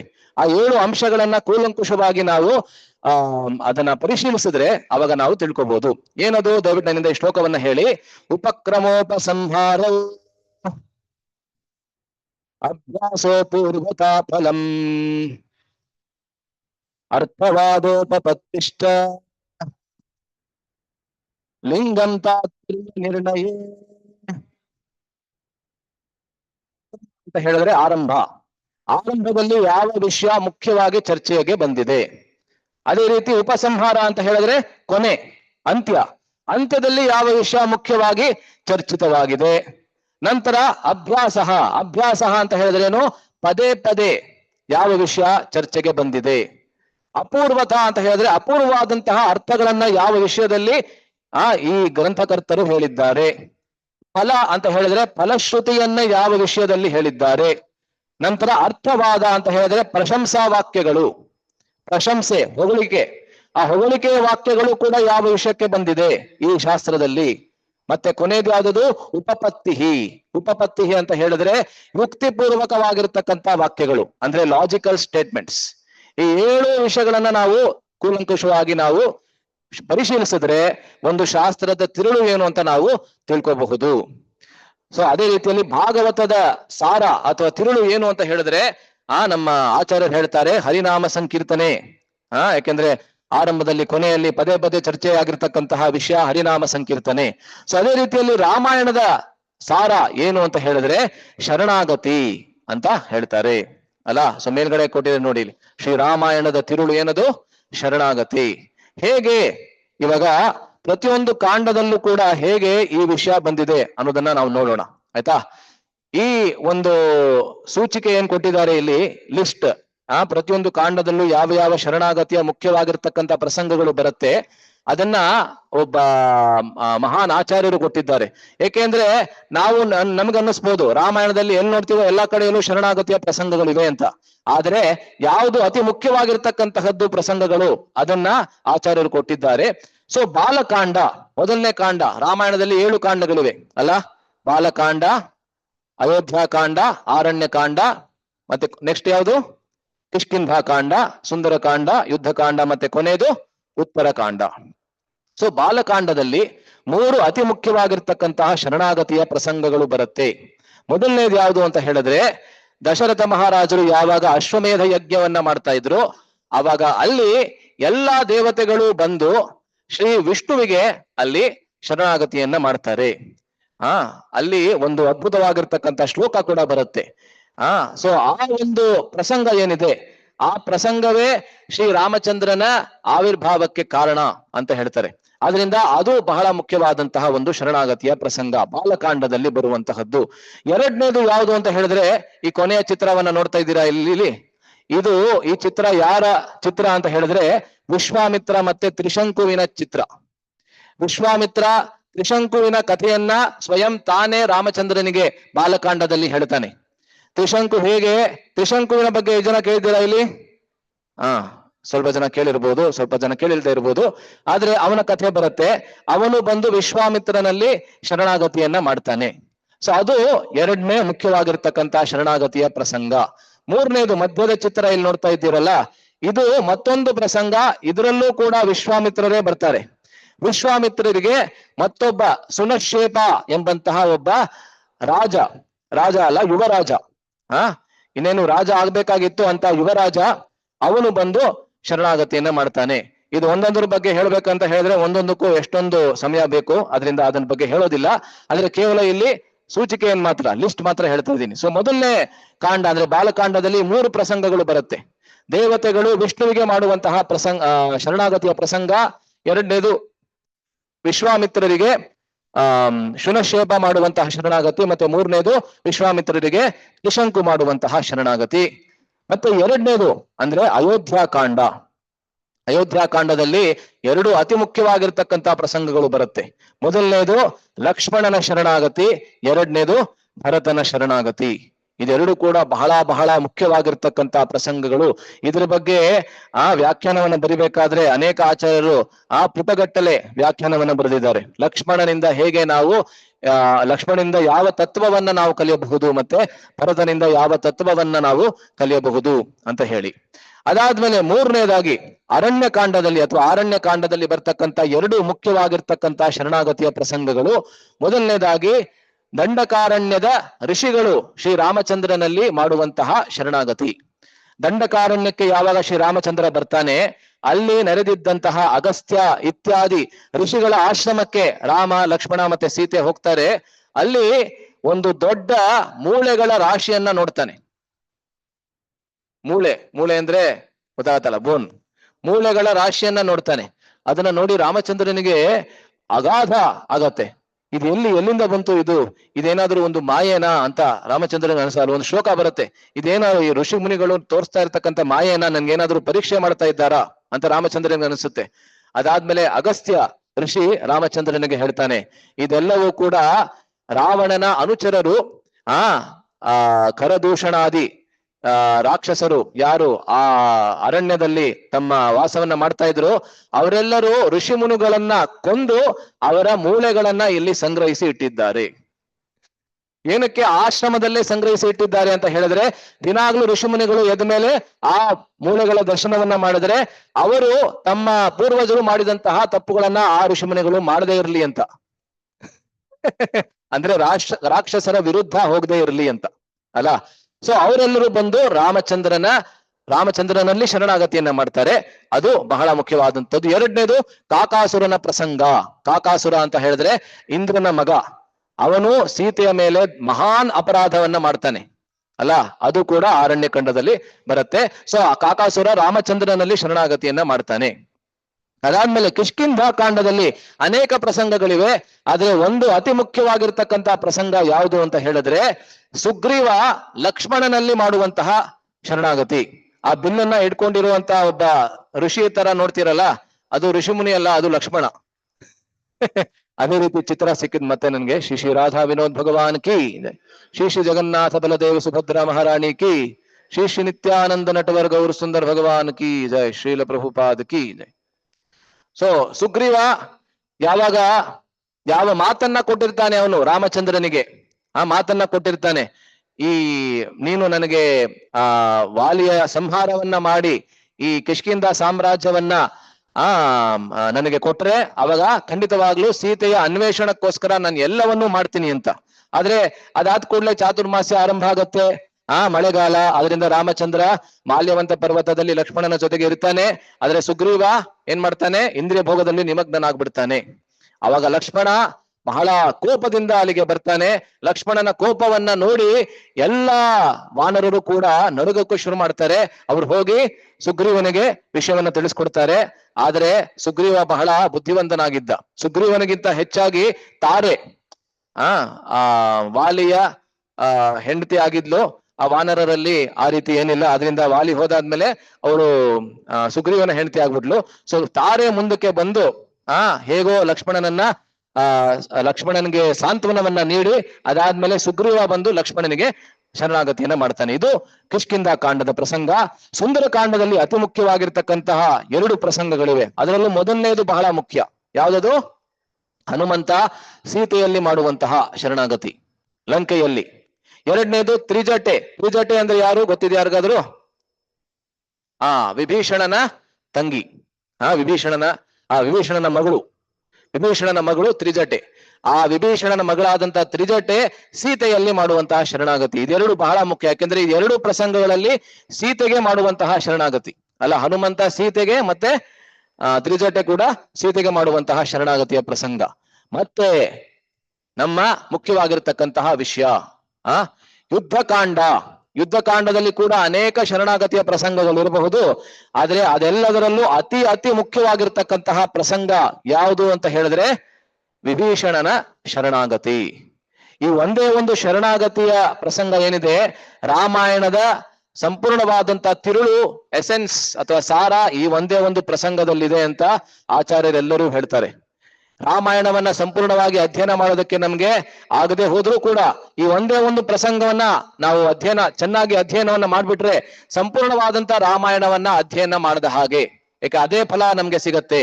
ಏಕೆ ಅಂತ ಹೇಳಿದ್ರೆ ಈ ಪ್ರಸಂಗದಲ್ಲಿ ಶ್ರೀ ರಾಮಚಂದ್ರನ ಹೃದಯ ಏನಿದೆ ಅನ್ನೋದು ಬಹಳ ಸುಸ್ಪಷ್ಟವಾಗಿ ಇಲ್ಲಿ ವ್ಯಕ್ತವಾಗಿದೆ ಅಲ್ಲ. ಸೊ ಇದ್ರ ಬಗ್ಗೆ ನಾವು ನಾಳೆಯಿಂದ ನಾವು ಚರ್ಚೆ ಮಾಡ್ತೀವಿ, ವಿಭೀಷಣ ಶರಣಾಗತಿಯ ಪ್ರಸಂಗ. ಸೊ ಇದಕ್ಕೆ ಶರಣಾಗತಿ ಶಿರೋಮಣಿ ಅಂತ ಹೇಳ್ತಾರೆ. ಶಿರೋಮಣಿ ಅಂತ ಹೇಳಿದ್ರೆ ತಲೆಯ ಮೇಲೆ ಒಂದು ಮಣಿಯನ್ನ ಎಷ್ಟೊಂದು ಹೆಂಗಸರು ಧರಿಸ್ತಾರಲ್ಲ ಇಲ್ಲಿ ಈ ಭಾಗದಲ್ಲಿ ಅಲ್ಲ. ಸೊ ಅದಕ್ಕೆ ಶಿರೋಮಣಿ. ಸೊ ಶರಣಾಗತಿ ಪ್ರಸಂಗಗಳು ಅನೇಕವಿರಬಹುದು ರಾಮಾಯಣದಲ್ಲಿ, ಆದರೆ ಶರಣಾಗತಿ ಶಿರೋಮಣಿಯ ರೂಪದಲ್ಲಿ ಇರತಕ್ಕಂತಹದ್ದು ವಿಭೀಷಣ ಶರಣಾಗತಿಯ ಪ್ರಸಂಗ.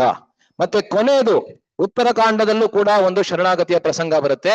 ಉತ್ತರಕಾಂಡದಲ್ಲಿ ಅನೇಕ ಪ್ರಸಂಗಗಳು ಫ್ಲಾಶ್ ಬ್ಯಾಕ್ ಅಂತ ಹೇಳ್ತೀವಲ್ಲ ನಾವು ಇಂಗ್ಲಿಷ್ ನಲ್ಲಿ, ಆ ರೀತಿಯಾದಂತ ಪ್ರಸಂಗಗಳು ಬರುತ್ತೆ. ಸೊ ಉತ್ತರಕಾಂಡದಲ್ಲಿ ಮಾಲ್ಯವಾನ್ ಅಂದ್ರೆ ಯಾರು?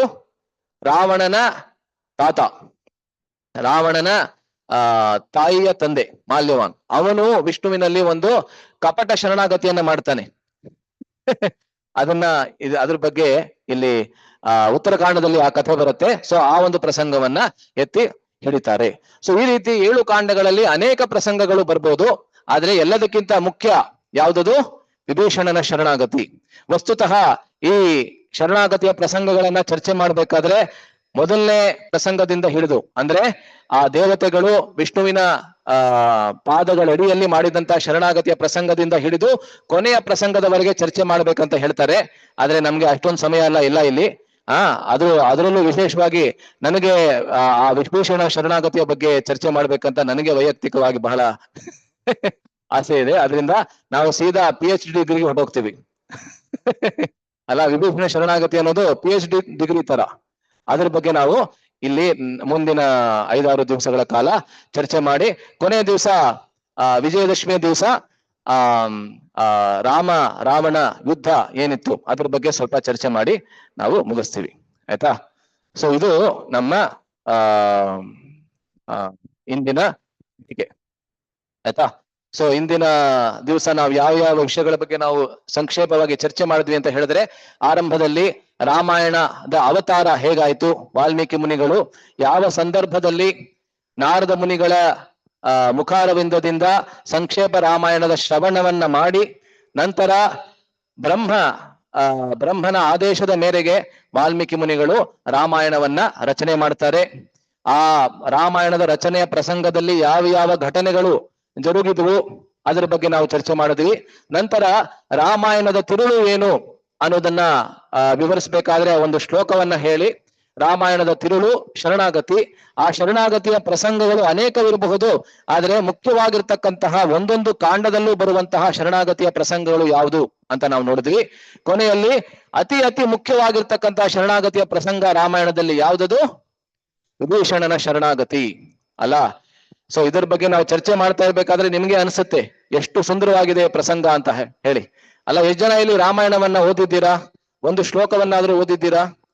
ರಾಮಾಯಣ ಓದಿದ್ದೀರಾ ಅಂತ ಹೇಳಿದ್ರೆ ಕತೆ ಪುಸ್ತಕ ಅಲ್ಲ, ರಾಮಾಯಣದ ಶಾಸ್ತ್ರ ಹೇಳ್ತಾರೆ ನಾನು ನೋಡಿ. ಕತೆ ಪುಸ್ತಕವನ್ನ ಓದೋದಕ್ಕೂ ಅಥವಾ ಟಿವಿನಲ್ಲಿ ಬರುವಂತ ಸೀರಿಯಲ್ನ ನೋಡೋದಕ್ಕೂ ರಾಮಾಯಣವನ್ನ ಶಾಸ್ತ್ರವಾಗಿ ಓದೋದಕ್ಕೂ ಬಹಳ ವ್ಯತ್ಯಾಸವಿದೆ ಅಲ್ವಾ? ರಾಮಾಯಣ ಶಾಸ್ತ್ರ ಬರೀ ಶಾಸ್ತ್ರ ಮಾತ್ರ ಅಲ್ಲ. ಈ ಒಂದು ಕೊನೆ ವಿಷಯವನ್ನ ಹೇಳಿ ಇಲ್ಲಿ ವಿರಾಮವನ್ನ ಕೊಡ್ತೀನಿ, ಅದನ್ನ ಸ್ಲೈಡ್ ನಲ್ಲಿ ಹಾಕೋದಕ್ಕೆ ಮರ್ತೋಯ್ತು ನನಗೆ. ರಾಮಾಯಣ ಕೇವಲ ಶಾಸ್ತ್ರ ಮಾತ್ರ ಅಲ್ಲ, ರಾಮಾಯಣ ವೇದ ಅಂತ ಹೇಳ್ತಾರೆ. ಅದಕ್ಕೆ ಒಂದು ಪ್ರಮಾಣ ರೂಪದಲ್ಲಿ ಒಂದು ಶ್ಲೋಕ ಕೂಡ ಇದೆ. ದಯವಿಟ್ಟು ಶ್ಲೋಕವನ್ನ ಹೇಳಿ, ನನ್ನ ಹಿಂದೆ ಅದು ಸ್ಲೈಡ್ ನಲ್ಲಿ ಇಲ್ಲ, ದಯವಿಟ್ಟು ನನ್ನಿಂದ ಈ ಶ್ಲೋಕವನ್ನ ಹೇಳಿ. ವೇದ जाते दशरथात्मजे वेद प्राचेतसादासीत् साक्षात् ರಾಮಾಯಣಾತ್ಮನಾ. ಸೊ ಬಹಳ ಸುಂದರವಾದಂತಹ ಶ್ಲೋಕ ಇದು. ಇದರಲ್ಲಿ ರಾಮಾಯಣವನ್ನ ವೇದಕ್ಕೆ ಹೋಲಿಸ್ತಾ ಇದ್ದಾರೆ. ಯಾವ ವೇದ ಅಂತ ಕೂಡ ನಾನು ಹೇಳ್ತೀನಿ. ವೇದ ವೇದ್ಯೆ ಪರೇ ಪುಂಸಿ. ವೇದಗಳಿಂದ ಯಾರು ವೇದ್ಯ ಅಂತ ಹೇಳಿದ್ರೆ ಯಾರು ತಿಳಿದುಕೊಳ್ಳಲ್ಬೇಕಾಗುವವನು. ಅಂದ್ರೆ ನೀವು ಉದಾಹರಣೆಗೆ ಒಂದು ಪುಸ್ತಕ ಇದೆ, ಒಂದು ಗಣಿತದ ಮೇಲೆ ಪುಸ್ತಕ ಇದೆ ಅಂತ ಹೇಳಿ ಇಟ್ಕೊಳ್ಳಿ. ಆ ಒಂದು ಗಣಿತದ ಪುಸ್ತಕದಿಂದ ನೀವು ಏನನ್ನ ತಿಳ್ಕೋಬೇಕು? ಗಣಿತವನ್ನ ತಿಳ್ಕೋಬೇಕು ಅಲ್ಲ. ಸೊ ಅದೇ ರೀತಿ ವೇದದಿಂದ ಯಾವ ಪುರುಷನ ಬಗ್ಗೆ ನೀವು ತಿಳ್ಕೊಳ್ಬೇಕು ಅಂತ ಹೇಳಿದ್ರೆ ಪರಮ ಪುರುಷನ ಬಗ್ಗೆ ಅಲ್ಲ. ಸೊ ವೇದ ವೇದ್ಯೆ ಪರೇ ಪುಂಸಿ. ಆ ಪರಮ ಪುರುಷವಾಗಿರ್ತಕ್ಕಂತಹ ಭಗವಂತ ರಾಮಚಂದ್ರ ಅಥವಾ ವಿಷ್ಣು ಅಥವಾ ಕೃಷ್ಣ ಯಾರಿದ್ದಾನೆ ಅವನೇ ವೇದಗಳಿಂದ ನಾವು ಗ್ರಹಿಸಲ್ಪಡಬೇಕಾದಂತಹ ವ್ಯಕ್ತಿ ಪರಮ ಪುರುಷ. ಆ ಪರಮ ಪುರುಷ ಯಾವಾಗ ಈ ಲೋಕದಲ್ಲಿ ರಾಮಚಂದ್ರನ ರೂಪದಲ್ಲಿ ಅವತಾರ ಮಾಡ್ತಾನೆ. ವೇದ ವೇದ್ಯೆ ಪರೇ ಪುಂಸಿ ಜಾತೆ ದಶರಥ ಆತ್ಮಜೆ. ದಶರಥ ಆತ್ಮಜ ಅಂತ ಹೇಳಿದ್ರೆ ಮಗ. ಸೊ ದಶರಥನ ಮಗನಾಗಿ ಯಾವಾಗ ಶ್ರೀ ರಾಮಚಂದ್ರನ ರೂಪದಲ್ಲಿ ವೇದಗಳಿಂದ ತಿಳಿದುಕೊಳ್ಳಬೇಕಾದಂತಹ ಪರಮ ಪುರುಷ ಅವತಾರವನ್ನ ಮಾಡ್ತಾನೆ. ಆವಾಗ ಆ ವೇದ ಯಾವ ರೂಪದಲ್ಲಿ ಅವತಾರ ಮಾಡುತ್ತೆ? ಸಾಕ್ಷಾತ್ ಪ್ರಾಚೇತಸಾದಾಸೀತ್. ವೇದ ಪ್ರಾಚೇತಸಾದಾಸೀತ್ ಸಾಕ್ಷಾತ್ ರಾಮಾಯಣಾತ್ಮನ. ಆ ಪ್ರಾಚೇತಸ್ ಅಂತ ಹೇಳಿದ್ರೆ ಯಾರು? ವಾಲ್ಮೀಕಿ ಮುನಿಗಳು. ಆರಂಭದಲ್ಲಿ ಹೇಳಿದ್ನಲ್ಲ. ಸೊ ವಾಲ್ಮೀಕಿ ಮುನಿಗಳಿಂದ ಅದೇ ವೇದ ರಚಿತವಾಗತ್ತೆ. ಯಾವ ರೂಪದಲ್ಲಿ? ಸಾಕ್ಷಾತ್ ರಾಮಾಯಣಾತ್ಮನ. ಹಾಗಾದ್ರೆ ಈ ವೇದದಲ್ಲಿ ಮುಖ್ಯವಾಗಿರ್ತಕ್ಕಂಥ ವಿಷಯ ಯಾವುದು ಅಂತ ಹೇಳಿದ್ರೆ ಈಗ ತಾನೇ ನಾವು ಡಿಸ್ಕಸ್ ಮಾಡಿದ್ವಿ, ಚರ್ಚೆ ಮಾಡಿದ್ವಿ. ಯಾವ್ದದು? ಶರಣಾಗತಿ. ಆದ್ದರಿಂದಲೇ ರಾಮಾಯಣಕ್ಕೆ ಶರಣಾಗತಿ ವೇದ ಅಂತ ಹೇಳ್ತಾರೆ. ಯಾವುದು? ಶರಣಾಗತಿ ವೇದ. ನಮಗೆ ಭಗವಂತನಲ್ಲಿ ಮತ್ತೆ ಪರಿಶುದ್ಧ ಭಕ್ತರಲ್ಲಿ, ವಿಶೇಷವಾಗಿ ಗುರುವಿನಲ್ಲಿ, ಆ ಲಕ್ಷ್ಮಣನ ಶರಣಾಗತಿಯ ಪ್ರಸಂಗದಲ್ಲಿ ಗುರುತತ್ವ ಅನ್ನೋದು ಬಹಳ ಸುಂದರವಾಗಿ ಹೊರಗೆ ಬಂದಿದೆ. ಸೊ ಭಗವಂತನಲ್ಲಿ, ಪರಿಶುದ್ಧ ಭಕ್ತರಲ್ಲಿ, ವಿಶೇಷವಾಗಿ ಗುರುವಿನಲ್ಲಿ ಶರಣಾಗತಿಯನ್ನ ಹೇಗೆ ಮಾಡಬೇಕು ಅಂತ ತಿಳಿಸಿಕೊಡುವಂತಹ ಒಂದು ವೇದ ಯಾವುದದು? ಶರಣಾಗತಿ ವೇದ ರಾಮಾಯಣ. ಸೊ ಆ ರಾಮಾಯಣದಲ್ಲಿ ಆ ವೇದದಲ್ಲಿ 4 ಭಾಗಗಳಿವೆ. ಅದರಲ್ಲಿ ಕೊನೆಯ ಭಾಗ ಉಪನಿಷತ್ತು ಅಂತ ಹೇಳ್ತಾರೆ. ಆ ಉಪನಿಷತ್ತಿನಲ್ಲಿ ಎಲ್ಲಾ ವೇದದ ಸಾರ ಇದೆ. ಅದರಿಂದ ಆ ಸಾರದ ರೂಪದಲ್ಲಿ, ಉಪನಿಷತ್ತಿನ ರೂಪದಲ್ಲಿ ಇರ್ತಕ್ಕಂತಹದ್ದು ಈ ವಿಭೀಷಣನ ಶರಣಾಗತಿಯ ಪ್ರಸಂಗ ಅಲ್ಲ. ಸೊ ವೇದದಲ್ಲಿ ಉಪನಿಷತ್ತು ಸಾರವಾದರೆ ಶರಣಾಗತಿಯ ವೇದ ಎಂಬಂತಹ ರಾಮಾಯಣದಲ್ಲಿ ಸಾರ ಯಾವುದದು?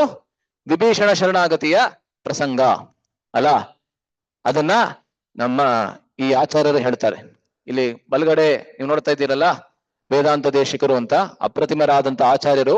ಅವರು ಒಂದು ಗ್ರಂಥವನ್ನ ಬರೆದಿದ್ದಾರೆ. ಅಲ್ಲಿ ಕೆಳಗಡೆ ನೋಡ್ತಾ ಇದ್ದೀರಲ್ಲ, ಆ ಗ್ರಂಥದ ಹೆಸರು ಅಭಯ ಪ್ರದಾನ ಸಾರಂ ಅಂತ ಸಂಸ್ಕೃತದಲ್ಲಿ ಅದಕ್ಕೆ ಹೆಸರು.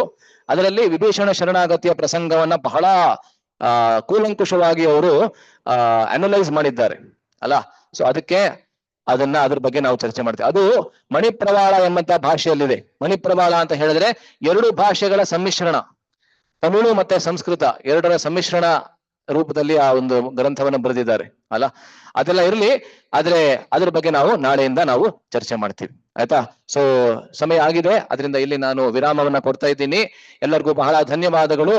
ನಾಳೆ ಮತ್ತೆ ಈ ಪ್ರಸಂಗ ಮುಂದುವರಿಯುತ್ತೆ. ನಾಳೆ 6 ಗಂಟೆಗಿರುತ್ತೆ, 7 ಗಂಟೆಗಿರೋದಿಲ್ಲ. ನಾಳೆ ಮಾತ್ರ 6 ಗಂಟೆಗಿರುತ್ತೆ. ದಯವಿಟ್ಟು ಗಮನಿಸಿ.